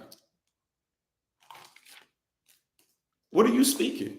And by the way, when you're speaking that, don't you know at some point whether your black son or your Negro son or your Moorish son or your Israelite son or your indigenous son or whatever don't you know at some point that's going to get to him? Even if he doesn't hear it come directly out your mouth, you've spoken something over his life. Don't you know that all these black women or Moorish women or Israelite women or indigenous women, etc., that you keep saying that ain't valuable and they lost their value because they hit a certain age or because they have children or they're not self-sufficient, as if you're not supposed to make sure they feel secure. But at some point, whether your daughter hears you say it out of your mouth or they hear it because you multiplied it, don't you realize you're speaking something disgusting into the earth that's going to cause your daughter to never have the confidence and confidants and have a confidant of true value that's worthy of her? Let's end this. Proverbs, at least in this part. And then if you have questions, comments, concerns, let's get it. Proverbs 18, verse 23. The poor. So those who walk around with all this mindset that we need to come out of, you poor. You thought because you had money, you were rich. No, you poor. That's a poor mindset. Speaking death over each other, but then talking about why our community is dead and acting like you ain't had nothing to do with it. That's a poor mindset.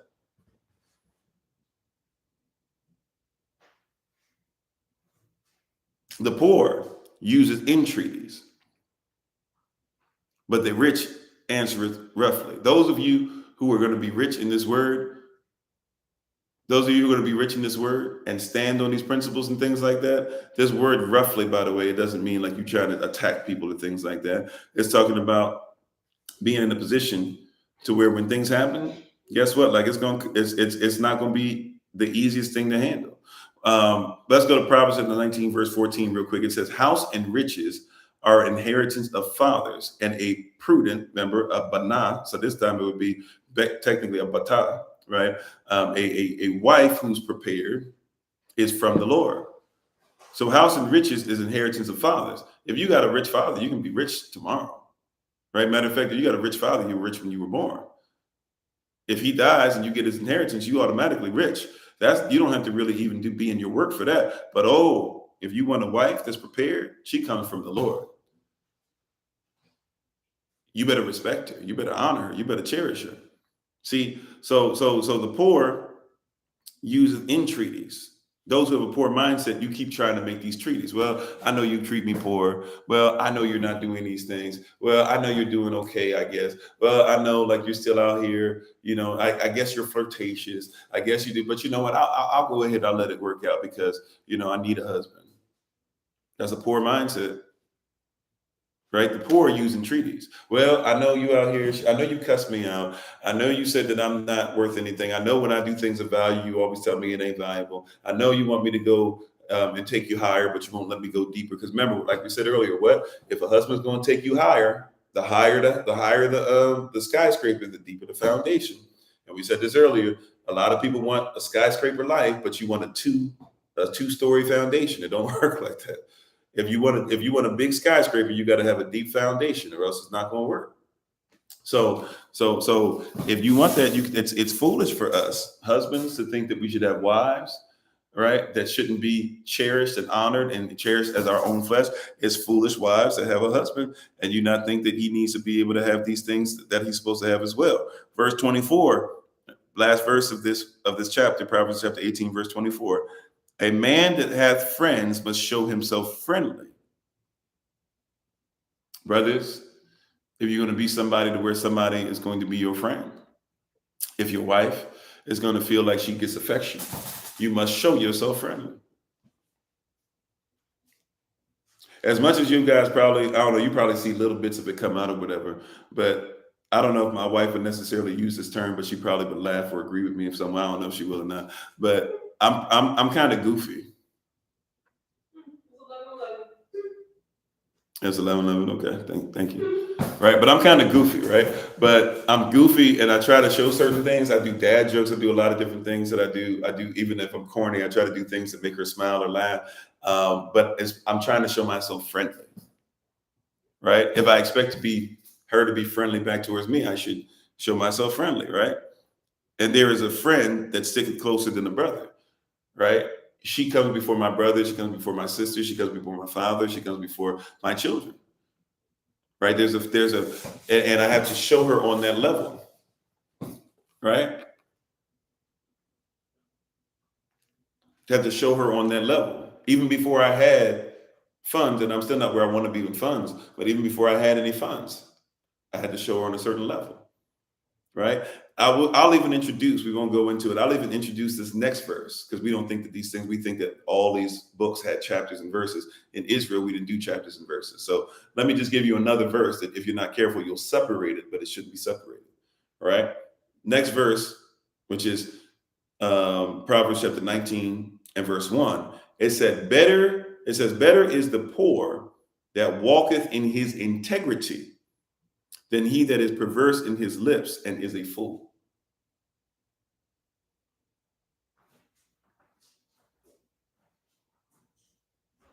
Right? Better is the poor. It's better for you to be poor, so to speak, because that's why we learn in Revelation chapter 2, verse 9, you think you're poor, but really you're rich. But if you think of yourself as poor, impoverished, you ain't got no money in your pocket. It's better for you to be that and walk constantly in integrity than to have money, but you pervert it in your lips and be a fool. But once again, what are you looking for? What is your faith in? Remember what we talked about? What are we talking about today? The main thing, the theme, the motif that's been going through, whether you've heard me say it over and over again or not, your faith has made you worthy of your work. Your faith should have standards. Don't have faith in something without a standard. I don't know what the standard is. You're not really going to be able to have faith in, or it's going to run out. It's going to be more like patience. There's not going to be any long suffering. You'll be patient, but you won't be long suffering, right? You need to know the standard. If you get with a brother, but you ain't got no standard, you can't be upset when you're like, well, why did standard change? Well, he ain't no standard in the first place. If you get with a wife or a woman and she keeps changing the standard on you, and you said you keep moving the goalposts. Why are you moving the goalpost? Well, she ain't had no standard. Watch this. If you get with somebody and then you went on a couple other dates, you slept with each other, but that was about it. Then you get married and then you realize that he's not going to be a father figure, but you never had a standard for that. You just had a standard for a six-pack. He still got the six-pack. He didn't change, right? Sometimes they don't change. They keep the same standard. They keep the same energy. And now that you want something different, or you always wanted something different, but you never checked it, you never checked to see if their energy would change. He keeps the same energy. You know, there's some people that you make excuses for. Oh, they are at the gym when we met. You know, we used to always be at the gym, so they're always aggressive. No, they're always aggressive, but you never saw anything else. So they kept the same energy. They're always aggressive. When I first got with him, he opened every door. He did this, he did that. But now that we've gotten older, well, maybe that wasn't his standard. Does he open doors? Did you ever see him in his work? Did he ever do stuff like that for other people before, besides you? Did he help old ladies with stuff? Does he open the door for his own mama? Like, he was just doing that because he was trying to get with you. And once he laid down with you and he got what he wanted, whether it was with a ring or before he got the ring, why would he keep that? Why would he keep that? That's not his standard. That's just something that he used to be able to get on the next date to the next date to the next date. Remember, dates have expirations. So if I want to have this and extend the expiration. And here's the problem with extending expiration dates. If I were to go on a thing of milk and you buy it, and I were to just change the expiration because nobody bought this one, but it keeps sitting here, eventually when somebody buys that milk and they drink it, that thing might kill them. Because all I did was just change the expiration. All I got to do is change the date, and you just keep going on a new date and a new date and a new date. But if it's death do its part, then this thing needs to be eternal. I'm sorry. Go ahead. Yesterday, when I was there was a man who had been like, I thought he was going to be the nicest man because I walked up in the line. Me and Solomon walked up in the line to make our order, and he looks like he smiles and he seems very cordial. His wife was in the bathroom. Well, me and Solomon there, she smiles, she's nice. Mm-hmm. She comes out of the bathroom and he becomes the Grinch. I've never seen anybody be so rude or mean to somebody for no good reason.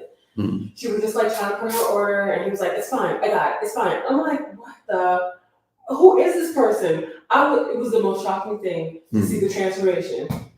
And then I was thinking, they must have been in love at one point. They must have been, nice to each other at one point. She was like just kind of quiet and he was just grumpy and mean, just mean for like she wasn't doing anything. She said anything and he was just like, irritated. I was like, what is this? But when you said that just now, it made me think of there must have been some kind of stand where he got her and then he was able to treat her any kind of way. Yeah, and they could be fighting over something or whatever. I don't know, or maybe she's quiet, but you don't know. But yeah, more than likely, he didn't. That wasn't his standard. He did what he needed to do.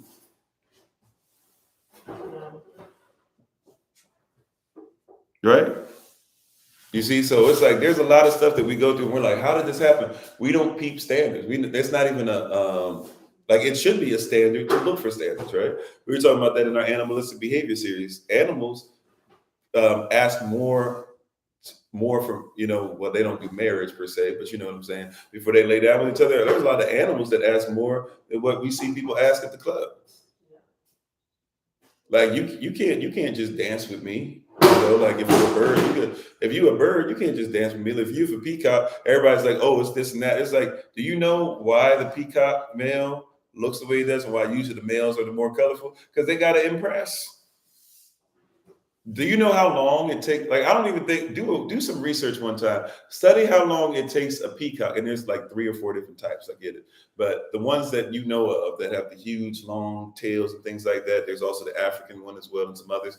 But study how long it takes a peacock to clean its plumes, to clean its feathers.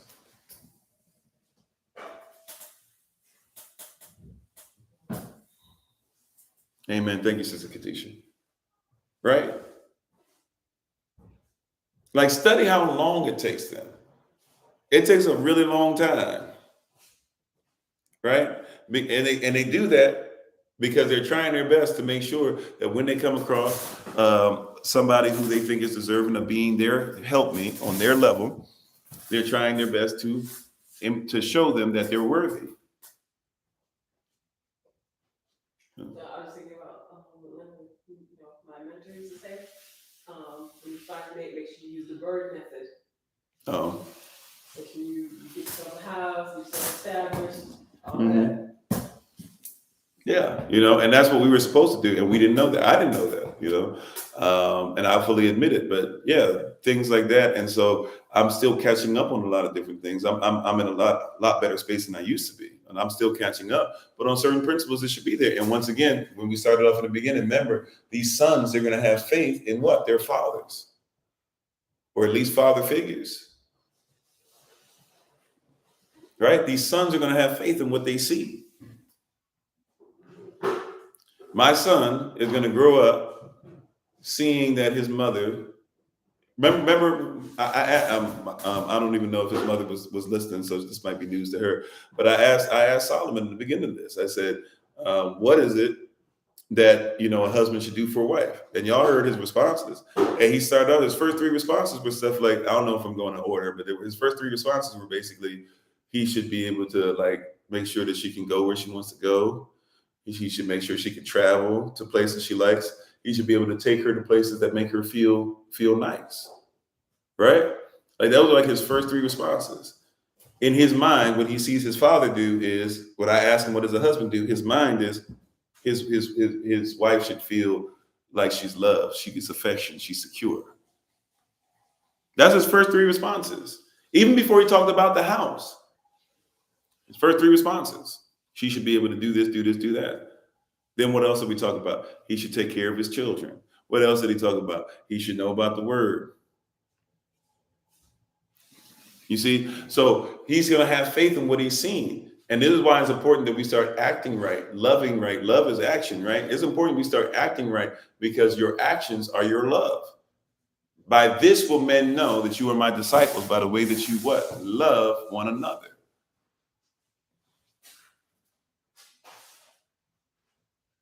Oh, thank you, Sister Monica. Appreciate it. Right. So recognize by the way we love one another, and a lot of us have never seen love operate on Yah's level. A lot of us have never seen it.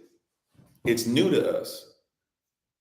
I know from my family, not just my immediate family. I know from my family. Period. When I do certain things that they've never seen us do and do successfully, and they say, "Well, how is this going to happen?" And I say, "I don't know. Faith." That's weird. But they have to see it happen enough to where they say, "Oh, I guess living by faith and doing what Yah's told me, I guess I keep seeing it happen over and over again. There must be something to it." But yeah, it's weird if I say, "I don't know how this is going to happen. I just know that's what I was told to do. So I'm going to do what he said do." That's really weird in this system. Right? Somebody says, "I need to see the results first." Well, that's not faith.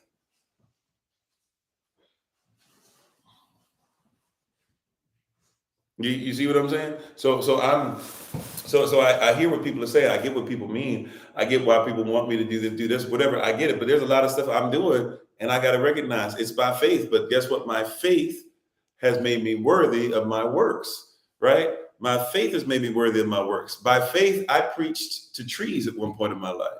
My faith made me worthy of then being able to go to a missionary Baptist church where I actually had a normal crowd. But even in that, didn't get enough. But my pastor that I had, he said, "You need to be preaching more." So there was a church that needed a musician. The pastor wasn't doing so well. So he said, "If I'm going to send him over to be a musician, you also going to let him preach." And so I ended up preaching sermons and doing series and things like that, long time. My faith made me worthy of those works. And then from there, I was able to start learning what it was to be able to be an interim pastor and an assistant pastor, and then pastor servants of Christ. And then even after that, my faith made me worthy of works. Guess what? Even in that, I had to start going to a place where, what if I leave the church and then nobody will listen to me? Nobody's watching YouTube. Nobody's doing this. Nobody's doing that. But we're building and building and building. I'm spending 3-4 hours speaking to nobody on a live YouTube feed because people are more interested in me talking about activism and things, but they don't want to learn about the word, right? But by faith, the faith continued, and all of a sudden people started following, even though it wasn't even my own diaspora, but people were still like, let's sow a little bit into you. Let's see what this SOC University thing's about. Let's see what this Black History Month's about. Let's see if we can donate to people that are in need here, there, whatever, right? And that materializes in people who are about my own culture and beliefs and things like that.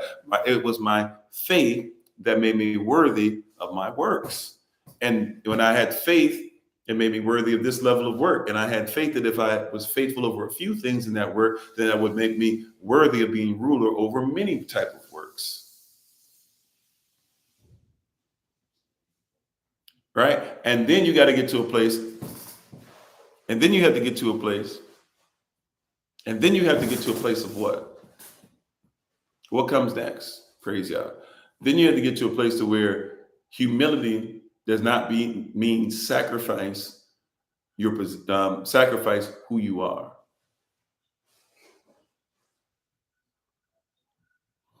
If you live by a standard long enough, you become a standard. Correct? Anybody doubt that? If you live by a standard long enough, you become a standard. Do we have agreement on that? Before I move on to the next part, because I know somebody would try to maybe twist some word. Can we agree on that? If you live by a standard, you become a standard. Right? Okay.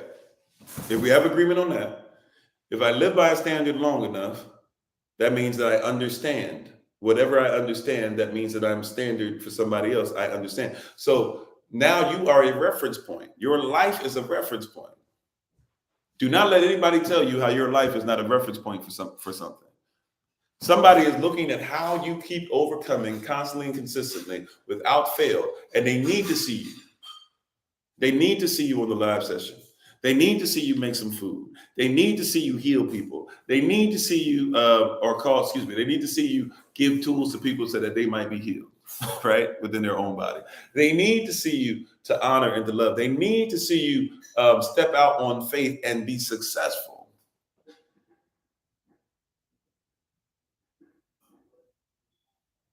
You said if you live under the LAA covenant, you become cursed. I don't know what LAA covenant is. It might be a language thing because you said become, so become, curse. I don't know what you're saying, if you don't mind helping out, right? But you got to recognize you have become the standard for somebody else. If you live by a standard, by this will men know that you are my disciples, by the way that I have loved you. Or you said if I live under law covenant, I become a curse to somebody else. Well, then you don't believe that. Then you believe that Yahshua is a curse. But then he did become a curse for you. So I guess I would agree with you. Because even the law tells me that I should agree with my adversary quickly. So I'll do that. Yahshua did become a curse for us by obeying the law. And he said that if you're going to become a curse too, and you're going to pick up your cross, he said, then you're worthy of me.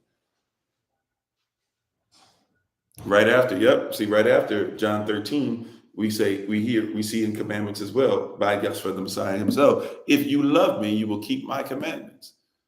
What were his commandments? What did he keep?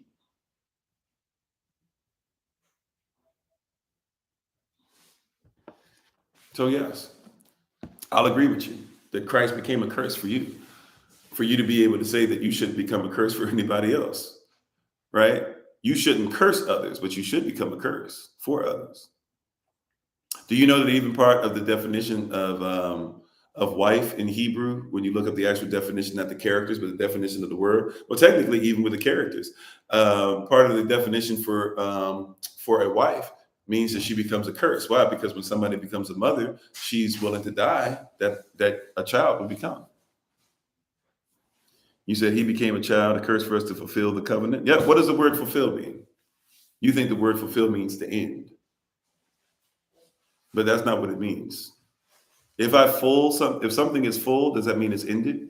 If something is filled, does that mean it's ended? If something is fulfilled, even if we just use simple etymology. But fulfill doesn't mean that. Fulfill means what? Fulfill means to be put into effect. So in essence, the law was what? Put into effect. Or to be enacted. Matter of fact, the same scripture that you're using, let's just go there. Matthew chapter 5, verse 17. And I appreciate your heart, right? Matthew chapter 5, verse 17. You ready for this? I just did the Southern thing, didn't I? Bless your heart. I didn't mean that. But I in that way, I apologize. But I do really appreciate your heart, right? Matthew chapter 5, verse 17 through 20, right? Matter of fact, let's go to Matthew chapter 5, verse 10 through 12, right? The end of the Beatitudes, so to speak. You said only grace and covenant, sure, but you're misusing the word grace. But the word grace comes from the word charis. Charis is charisma. Grace does not mean unmerited favor. Grace means who you are. So who the Most High is his grace, right? So, but before we go there, because we're mixing and matching, we're getting into what people have turned stuff into, changing definitions. Let's look at what was actually said, right? Right? If this is our God, we should let this be our God, correctly? Correct? Like, shouldn't this be what we use? We should be holy, whole in it, be one, not use the pieces we want or turn it into what we want, right? Your faith has made you worthy of your works. Faith without works is dead. And we're trying to act like works no longer matter, right? Now, is it true that we don't have to do certain things the same way we did because there was a sacrifice given? True. But that's because we don't have to do things in the law concerning sacrifice. You could. There's no law. There's nothing that says you can't sacrifice a goat or you sacrifice a sheep or sacrifice a lamb. You can still do those things today. You'd have to do it correctly, but you don't have to do it because Yahshua, it became the ultimate sacrifice. You said, what does obsolete mean? You know what obsolete means, right? But first of all, if you want to get into it, use it. If we're going to do that, well, anyways, you're more so arguing and worried about being right? So you can win. I don't care about being right. I'm talking about being righteous. There's a difference between the two. Right. So you win, but that's not what I'm doing here. It's the same person from yesterday doesn't believe in law. Okay, well, that's cool. Right. But so you win, right? You can do whatever you want, but that's why you're into God. God is Germanic deity. Gods can be whatever you want them to be. In God, you trust on your money, right? Gods can be whatever you want. Elohim is different, and Elohim requires things, whether people like that or not, right? You said sacrificing a goat, etc., is disrespect to Christ's final sacrifice. Is it? Where does that say? Where does that say it in the New Testament? That the sacrifice of goat would be the disrespect. I don't sacrifice goats, but show me where that is. That's your opinion, and it could be based off of something. But guess what? That opinion is based off of law. Do you not know that whatever a king decrees, it must be established because whatever a king speaks is law? So if Christ speaks anything, it's because he's your king. So you believe in what your king says because you believe that what he says is law. Do you know that there's more than 613 laws? Do you know that when the universe was spoken into existence, that is law?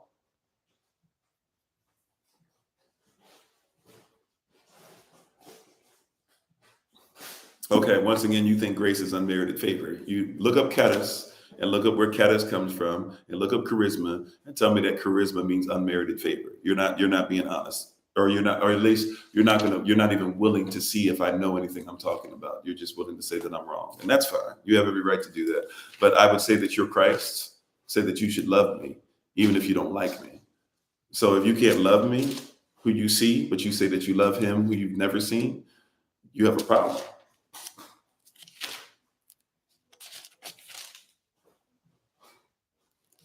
You didn't even say hello. You just said that I'm a terrible person. You just said that I don't know what I'm talking about. You just said that I'm wrong about everything. And I'm literally giving scriptural context. I just told you what grace meant. You missed it 17 times when I said it, right? So if you like to, there's a recording on here, right? I'll say it one more time. Grace means, it does not mean unmerited favor. Grace comes from charis. Charis is where you even get the name Karen from. Charis means is charisma. Charis is who you are, right? So grace and mercy doesn't mean unmerited favor and cover stuff even though you don't deserve it. It means because of who the Most High is, he will cover what you don't deserve. But he did that even back at the times of what you would say there was no grace. Did he not show David grace? Did he kill David grace when he killed Bathsheba's husband?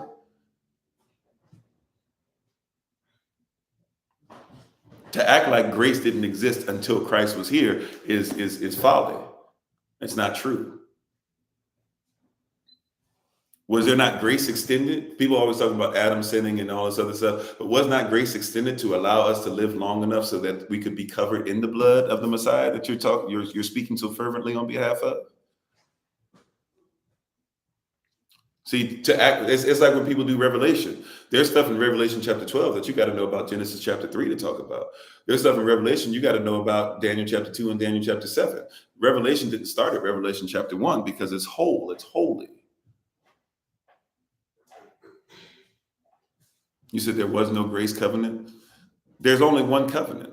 Just because you're doing a thing, and I get it. You're doing a thing that because people wrote in a word in a new language, it must be what those people wrote in, right? That's why you say firmament, not knowing that firmament is actually tied to Uranus or Uranus, the god of the sky or the god of war, who is the brother of Neptune, the god of the sea, the god of the water. And so firmament, the god of the sky, is what? The upper, keeping the upper seas together, and you're using that term, but you're dealing with something different, right? I know what these terms mean, even if you think that I'm fully ignorant. I'm actually very aware of what it is that I said. There's two covenants because somebody wrote in something called New Testament. There was never any such thing as an Old or New Testament. There's only one. The original testament was broken. The original Adam broke the covenant. The second Adam comes to reestablish what was broken. In your mind, hey, the original Adam and all that stuff doesn't matter because he was living. But the original Adam, he didn't live under this law covenant that you're talking about, or this Old Testament, did he?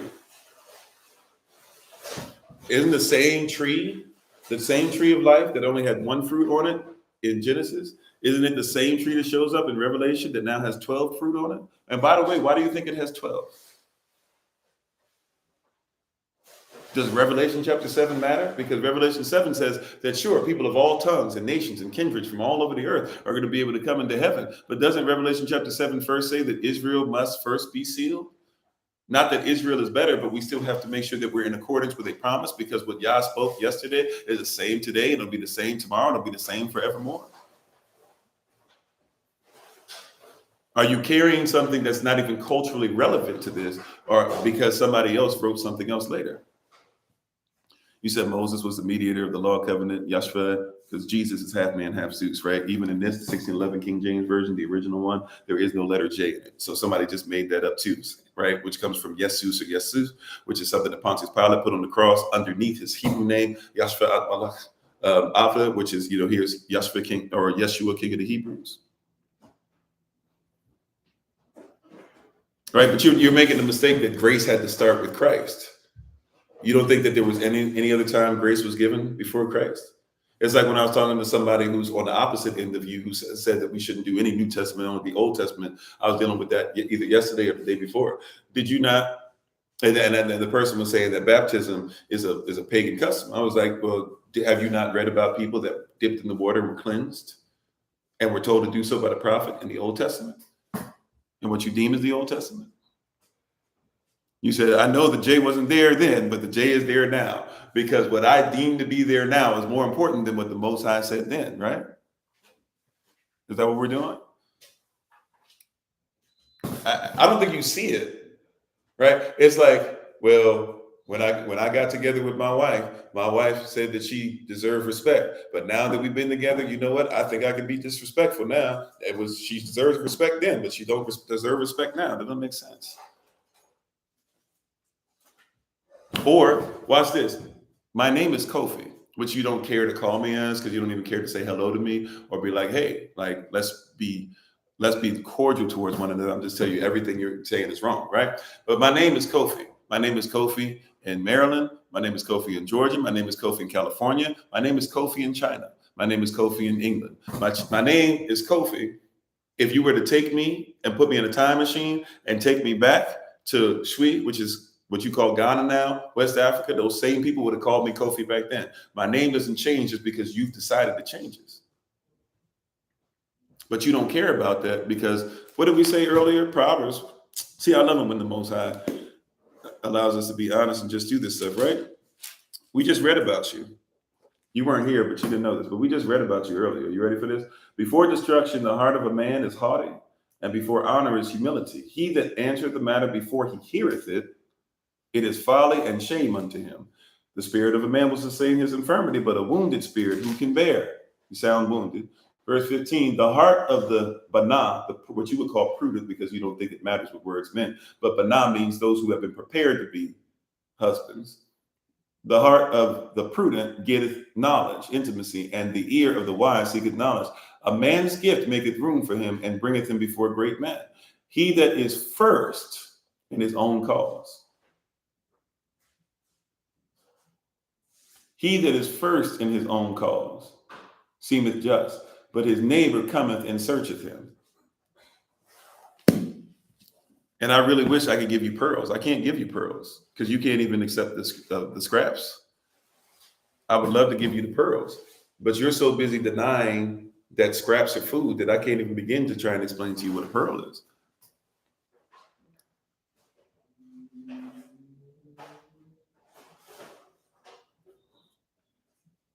You're so busy telling me that I'm cursed that you can't even see that I speak life. I'm willing to say that you have the ability to speak life, but you try to tell me that everything that I do is wrong. It's pretty terrible. And see, and this is why people get frustrated and upset. They go to the moderators. Why did the moderator block this or mute this person and do this? Hey, I give you your 10, your 15 minutes, not of fame, but your 10 or 15 minutes to just show civility. And we wasting time at this point.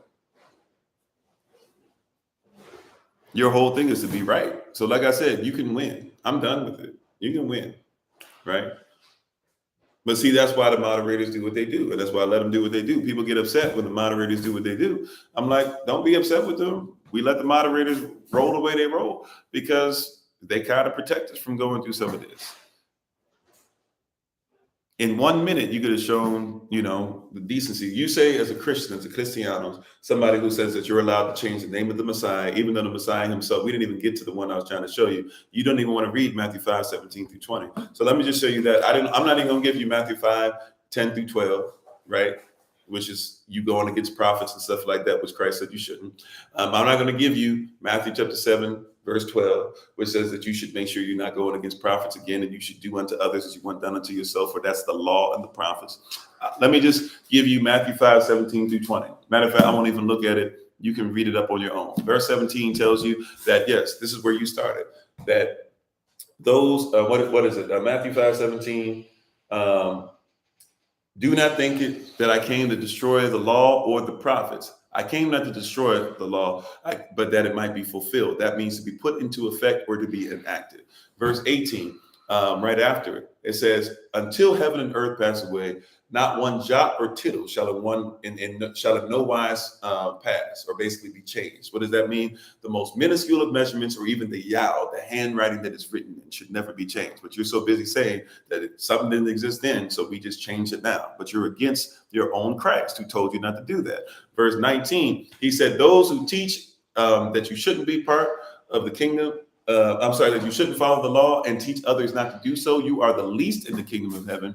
Those that teach, those who teach to follow the law, right? And those who teach and teach others how to do it, they are the greatest in the kingdom of heaven. And then verse 20, it says, you should know the law greater than the scribes and the Pharisees. It's because your faith has made you worthy of works. You don't want works. You don't want to be judged by works. Somehow you're going to get to heaven and escape hell without ever having to make sure you have works worthy of heaven, even though you're Christ, right? Who you call Jesus, right? I would call him by his actual name, and he makes it a point to even say, hey, Pete Gang, he says, you can go ahead and say all these things about me and say this and say that, but guess what? When I was thirsty, you never gave me anything to drink. When I was hungry, you never fed me. When I was naked, you never clothed me. When I was sick, you didn't come to see about me. When I was in prison, you didn't care about me, right? All these different things. And you'll say, and people would say, hey, when did we not see you? Because I gave to the hope, and he said, look, get away from me, you workers of iniquity. I never knew you. Intimacy. You don't even care about being intimate with his name. My wife calls me by my name, bruh. Sis, I'm not sure of who you are, but they call me by my name. Right? Like if you can't even call me my name, how in the world are you going to know me? You're having a bad argument. I love your desire. I love your desire to be right. I used to want to be right no matter what, too. It shows the warrior spirit in you. I thank y'all for your spirit of wanting to discern and make sure that you come against false prophets. And if that means that you mistakenly, but nevertheless, if you feel like you're coming against me because I'm a false prophet, like I'm thankful for you having that. Right? Because I give respect. You don't have to earn respect. I'm not trying to earn your respect. If you can't give me respect because I'm a human being, then that's fine. Right? But hear what I'm saying. Right? Respect is given. If somebody can't give respect, we already know what time it is with you.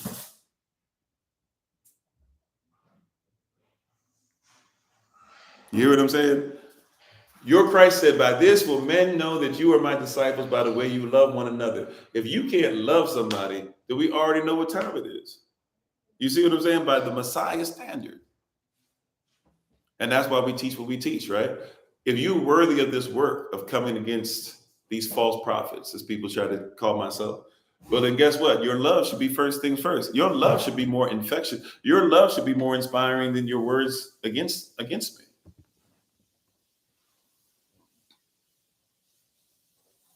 If you literally are on here, if your Messiah says, don't change the word, if your Messiah says, that's not my name, if your father says, if my people who are called by my name would humble themselves, fast, pray, turn from their wicked ways, then I will hear from heaven. And you say, no, well, I don't care about your name. Like, we got a problem.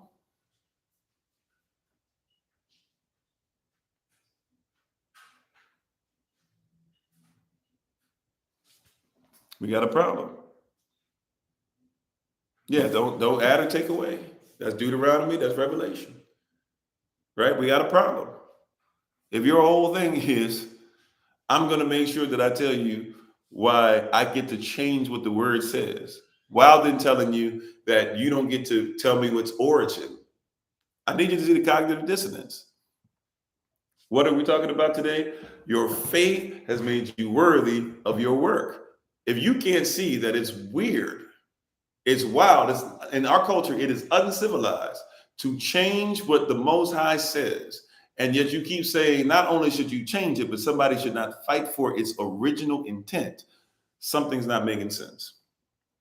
But a lot of people can't see it because you live in a world where changing things is valuable. Because you're probably the same person that argues that George Washington deserves respect as the first president when he wasn't even the first president, let alone the fact that he was a slave owner.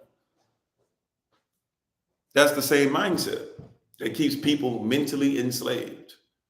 Because remember, we've said this before, even the overseer, the person who thinks that they're fighting on behalf of their being white and fighting on behalf of the slave master, the overseer actually is on the same level as the house Negro. Matter of fact, lives worse off than the house Negro.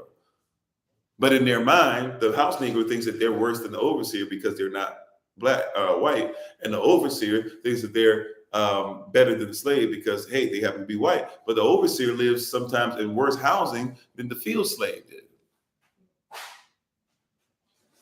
But hey, in your mind, you're white. Hey, in your mind, you're right. I get to tell you because the letter J in Jesus, and this is what I've done, and this is what I preach, and this is what my pastor told me, and I don't have to study anything. I don't have to do anywhere. All I have to do is tell you how wrong you are because I'm the overseer. I work for the master. But your master ain't my master. You having a bad conversation. I'm not a field Negro. I'm not a house Negro. I'm a freedman. And you trying to talk to a freedman like I go by the same rules that overseers and stuff do. Your master is evil. Your master made you wear white gloves because he ain't want black hands touching his offerings, and y'all still wearing what master told you to do. I'm free from that. Your master had big chairs because that was the overseer's chair. Black men couldn't sit, and especially black women could preach, but black men couldn't sit in the overseer's chair. That's nonsense.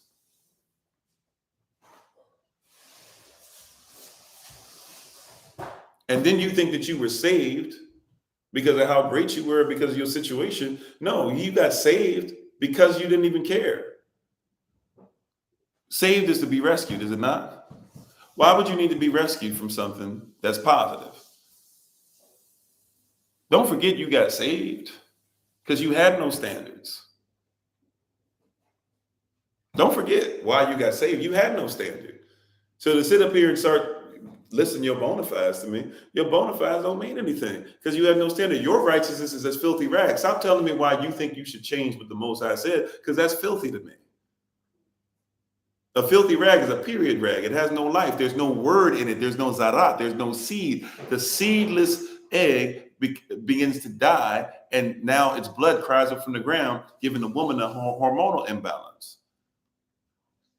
You were giving me something without word, without seed, without life. It's a period rag. Our righteousness, my righteousness. That's why I don't get my opinion. My opinion is nothing. My opinion is a filthy rag. It has no life in it. However, it's the word of Yah. It gives life, and when it gives life, it attaches itself to the garden of the wombed man, and therefore grows into something that is 30, 60, 100, 1,000, a million, a billion fold. See how your culture shows up? And when we try to take it outside of culture, we want to make it whatever we want. It doesn't make sense. It doesn't make sense. Once again, I don't have common sense because I'm not a commoner. Don't come to me with common sense. Come to me with kingdom sense. I'm a king. I reside on the throne. Right? Don't come in my court with some common sense. You can come in with common problems because I should be able to help the commoners, right? And I should be able to see certain things in common with commoners. But overall, I'm not a commoner. I'm more than a conqueror. So don't come to me with a conquering spirit expecting that you should get that. And then somebody says, well, that's you being big-headed. That's not me being big-headed. That's me being honest. Because you wouldn't go to the president of the United States, even if you hate him. Even if you hate Joe Biden or Joseph, whatever his middle name is, Biden, Joseph something female name, or what we look at his female name, it's not Joseph Robinette, Robinette Biden, whatever, Jr., right? Even if you hate him, if you went to the White House, you wouldn't just start popping off. You sure wouldn't. Even if you hate Trump, if you got in Trump's presence, even though he's not the president anymore, if you got in Trump's presence, you would still probably give him respect, wouldn't you? But you can hide. But see, it's easy. Social media has got us in the mindset, the mentality that it's easy to attack. We're into guerrilla warfare against our own. The people who say they believe in the same thing you do, it's our own. But you would give somebody who you call wicked more respect than you would give somebody who speaks kingdom principles. You got to ask yourself if that makes sense. You're coming to me with common sense, but you're not coming to me with kingdom sense. Matter of fact, may I be as so bold as to say this? I'm not better than this person, but may I say this as a king under the king, because he's the King of Kings, as a pastor who lives what he preaches, as somebody who's part of his people, as somebody who lives and preaches and reaches people with this word. I would go as far as to tell you any preacher, any pastor, anybody who's doing what the word of Yah says, any child of the Most High, guess what? You are more than a president. You are more than a mayor. You are more than a governor. The law says so because you have the right to your privacy. So when it comes to your people, your law, your privacy, the public don't even get to say anything about you. That means that the president makes laws and the president's laws don't even affect me as long as I'm honorable and I'm lawful. Because the president does legalese. He doesn't do law. You have more authority than a president does. And somebody who doesn't even want to honor your authority wants me to think that he knows how it works in the kingdom. If you are a king coming against me as a king, you would at least honor me as a king. Even if you asked me to bow down and give you tribute, you would still at least allow me to be king and allow me to do things that people in your kingdom can't do. But if your first response, if your first response is to deny any reality I have as far as being a king, then I already see that the kingdom of heaven is not in you.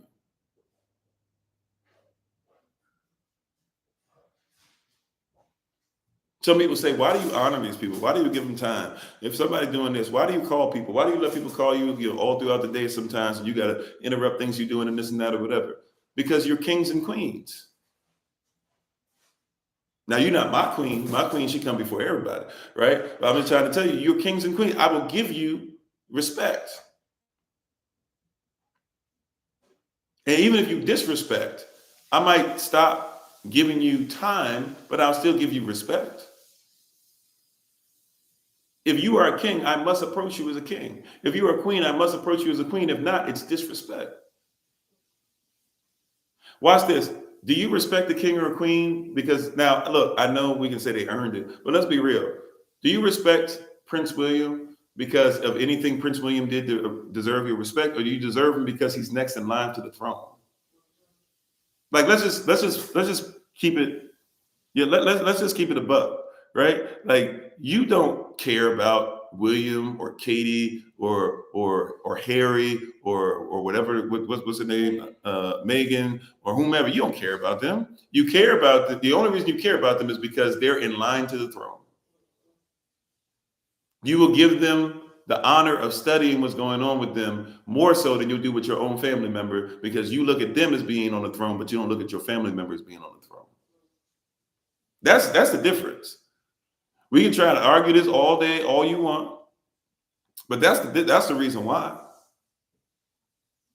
This is being part of the community, really. That's the reason why. Is in your mind, somebody who you've never met deserves more respect because you think that they're a king, and they are, but you think that your brother is not a king. You think that somebody who just married into this is more amazing than you are, so you will give them respect as somebody soon to be queen, but you yourself will not look at your sister as a queen.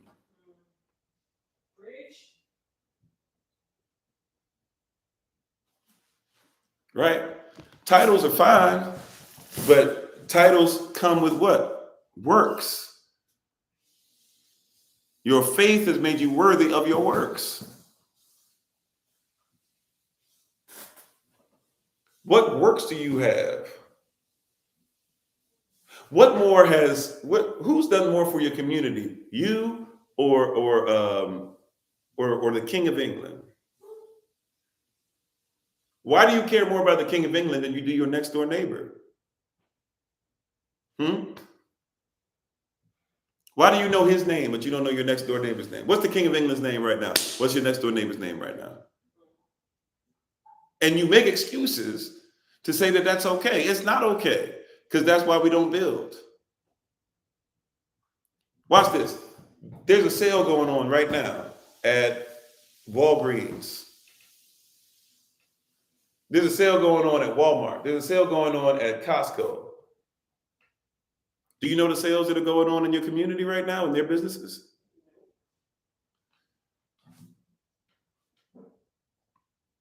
There's somebody who's teaching your principles and stealing them and reworking them and calling them motivational speaking. But there's people preaching the word and willing to talk to you one-on-one, and you don't have to pay an extra $500 to get a one-on-one session. Are you willing to sow into them? Like, let's just go all the way there. See, I can see, once again, your faith has made you worthy of your works. Faith is excellent. Faith should have standards. Great. Are you worthy of the work? Because if you are not worthy of works, if you're not looking for works, if I'm not seeing works, then I got to question your faith. I'm sorry. I'm not trying to hurt anybody's feelings, right? If the shoe fits weird, if it doesn't, take it off. But I've just got to be honest. We got to be 100. We got to keep it 100. I'm looking for works. I'm looking for works. You should know the tree by the fruit it bears. If all your fruit is disgusted and decrepit before it even matures, something ain't right with the root of the tree. I know the tree is messed up by the fruit. So even though it might, right? Fig tree. Your hushfuzz out there, he's looking for something to cool him down. He wants some fruit. He goes to the fig tree. He tries to get figs. The fig tree has no figs on it. He curses it, leaves, do what they do. They come back the next day. They're all surprised. They say, that's for the tree, the fig tree that you cursed. It died. And what does he say? He says, "O ye of little faith. If I spoke to this tree, right, you can speak to the mountain until it be removed and cast into the sea." Right? So you lack faith. What was he saying about the fig tree? I don't care what you say about the fig tree. Its works are off. I should be able to eat. And because it doesn't give me fruit, because it's not giving me something that causes seed to enter into my body, because it's not going to do something which is designed to do, you can have faith that there's a fig tree all day, but it has no works. It's cursed. So the person who was on here talking about earlier, cursed. If you're still here, I don't know if you are or not, but those who are listening in on conversation, that's what a real curse is. Being cursed is to be a tree in name only, because you can be a tree, you can come out the soil, you can do all this, but if you don't have any fruit, you're not really a tree. Well, no, there are trees that don't give fruit. Some of them give seed. And technically, they still, like, if it gives what, the equivalent of what we call pollen, sperm, stuff like that, it's still giving fruit. Fruit is seed. And a lot of you are trees that look great, and you're trees in titles and positions and name, but there's no fruit. There's no works.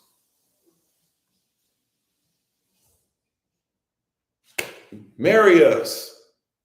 You want to be husband and wife in name, or you want to be husband and wife in fruit? Because if you do, we got to put some work in. You ready? We might have to talk for months to make sure that y'all straight and ready to go. And even after you get married, you still going to need some coaching.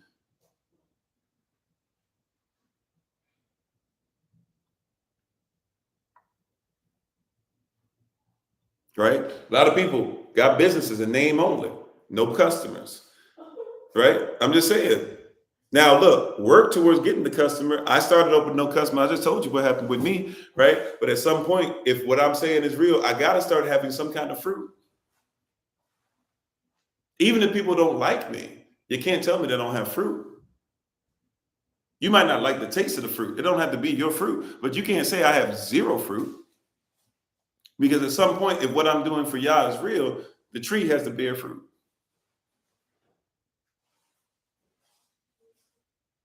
Right? So have faith. But once then, what do we say? Have faith in a standard. And if so, that means you have to do what? Be worthy of works. Realize that you're worthy of works. Last part for today. This is longer. Sundays we go a little longer than the other days because people usually have time to go. And Saturdays for Shabbat, we have our Shabbat Shalom service. Last point for today. Last point for today. If you're worthy of works, right, then that means that the work that's on you, it's because you're worthy of it. The works that are on you is because you're worthy of it. Man, this is hard work. You're worthy of it. We don't think about it as that. You're worthy of it. Right? My wife, you can hear her in the background doing stuff with the herbs and everything and doing things, right?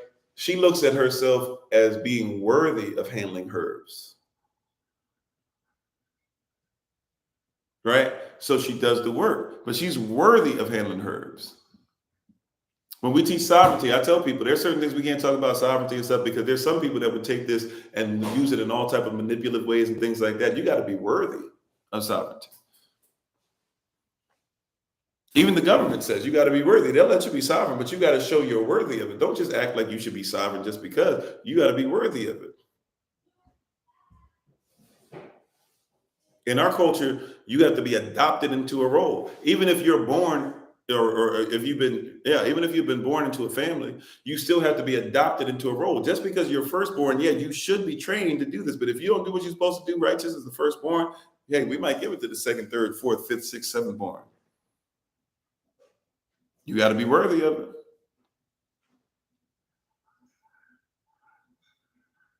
Right? Why do we say Yahweh is worthy of all praise? Well, tell me what's been made without him. He's worthy of it. But he also did what? The works. What does it say? We can look out and see his handiwork. We can see him in his handiwork. We can look out into the nature, look at the trees and see, oh, he did that. You know how y'all be saying, we did that. I did that. He did that. He made the heaven and the earth.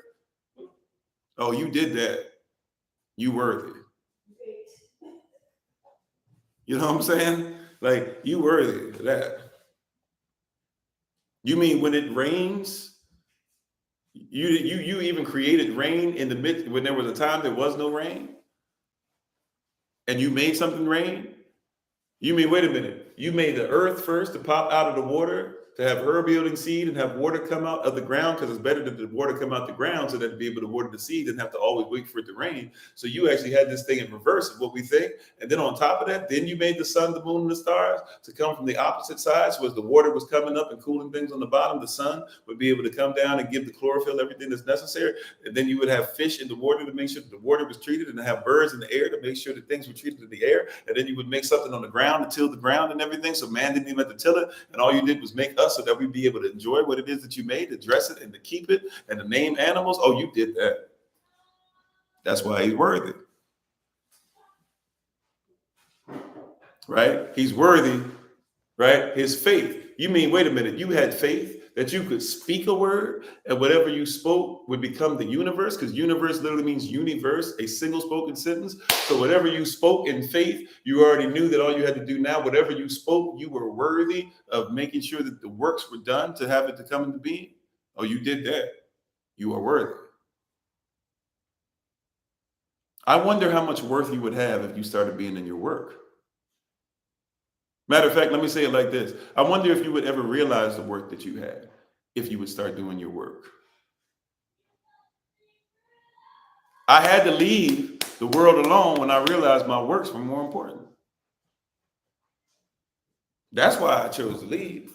For real, I could give you the pious answer, and well, of course, when I looked at the magnificence of the Most High and all his omniscience and all his omnipotence, and I realized that his omnipotence sat inside of me, and since his monarchy and his majesty sits inside of me, I decided that he is worthy of all praise, and I would step away from anything that would cause me to be away from anything that was really relevance, because anything that is not of him and his kingdom is irrelevance. I could give you a long, drawn-out thing or whatever. For real, I realized that my work is something that's more powerful than having a job, and I realized my work actually could make sure that it took care of my family. And I realized as a Levite that I should actually make sure that I'm not in the field. And so I just simply stepped out there, and I realized I was worthy of it. And when I realized I was worthy of it, I stepped that on faith. My faith made me worthy for the works.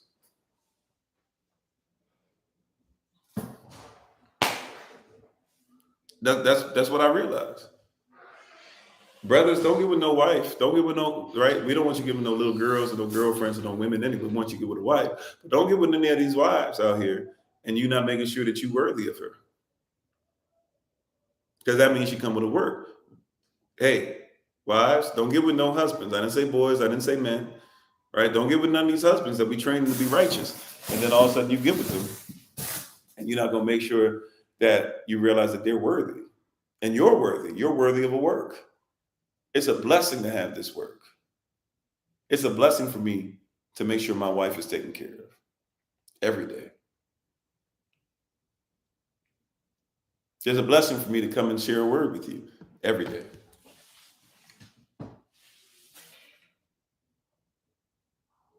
It's a blessing for me to love my enemies. It's a work.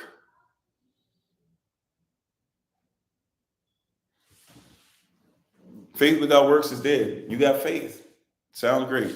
Time for you to have some works to go with it. Appreciate y'all. I'm done. Eyes be done. I really do appreciate you guys. I thank you guys for being here. And thank you for spending some time with us as always. We're going to get ready to do our shout out on TikTok. So if you've never done that before with us, just stick around for a little bit and we'll get ready for the shout out. Thank you guys for being on so much. To the rest of the day is my family day. Thank you everybody who's been with us. Patreon Kingdom. I don't think we had the class posted for you guys yet, but we'll make sure that class gets posted. And those who had class last night, I was having issues with the recording last night, but we got it together. So you should be able to see that pop up on the Google Calendar invite soon. If you're interested in class information and stuff, if you're on YouTube, you can look, in the description. If you're interested in Feast of Tabernacles, which will have a lot more information coming out very soon, that'll be in the description as well. YIP 83 family, just keep on keeping on. We'll have some stuff for you guys very soon as far as finally letting you know what the latest update is. I know it's been a long time since we had like an official all-together meeting, but we've been having some other meetings here and there for quite some time with people who've been working behind the scenes. And we have some stuff that I think we're ready to, basically approach and just kind of let everybody know and make sure everybody's in prayer. The meetings that we've had set up for all the different places in the country or in the world, really, we're going to have to kind of reevaluate it. I got a little bit of the stuff together, but we're working it out to make sure that we can start. We're going to have those who are doing contact and the ministerial staff and stuff. We're going to start making sure we have an app that we can all use to kind of know what's going on where people can have certain access to certain things. So we're going to start trying to make sure all that stuff is together very soon. As far as project management side of things. But thank you guys for being on. Hopefully you got something out of today. I'm not 100% sure. Hopefully we'll be back in our animalistic behavior series tomorrow. I believe tomorrow in the Rising. Who's on for tomorrow in the Rising, early Rising Bible study session on Zoom? I believe, Minister Shante, I believe we have, right? Yeah, Minister Shante. So we'll have Minister Shante on. We thank you so much. Hopefully y'all come out support and be able to listen if you need. That's at 6:30 a.m. Eastern every Monday. We try to come on and make sure we have a word specifically for you guys on that. If you're on TikTok, just stick around for a second. We're going to get ready to do our shout out. If you've never done the shout out, once again, just stick around. You'll be able to see how that works in just a second. But we're thankful and grateful to everybody for being on today. We really appreciate you. We honor you. We know that you could have been doing many different things, but you decided to stick around and listen to us today and get a little bit of word. So we thank you. We honor that time. We honor that decision that you've made. And we're going to go ahead and let the music play. When the music plays, we'll tell you exactly, or when we get ready to have that happen, we'll tell you exactly how the shout out works. So if you want some more information on different things that we're doing, you can feel free to be able to join us for a lot of these different things that are going on. But we thank you. We honor you guys. We appreciate you. Now that I'm using green screen again, I guess I have to mirror the screen. Is this backwards? Y'all tell me, is this backwards or forwards? Because I haven't used this in forever now. Now that I brought this back and took away the other one. It's forwards? It's forwards? Okay, thank you. Thank you. Or forward. But thank you. Appreciate y'all. So if y'all on TikTok, just stick around for a second. We're going to do our shout out at the end for everybody who's on, no matter where. We thank you so much for being on. As always, it's been Pastor Kofi, Pastor Servant of Christ, where we are always changing lives one mind at a time, but being a voice to the voiceless and speaking the unspoken until I have the great privilege, opportunity, and responsibility of being in front of you all again. Please remember, as always, that you are loved, you are necessary, you're majestic, you're fearfully, wonderfully made, and you, which is all of us working together, will be the reason why people who are in this system no longer have to be of it. Shalom, family. Peace. Thank you for being on. If you're on TikTok, this is how the shout out works.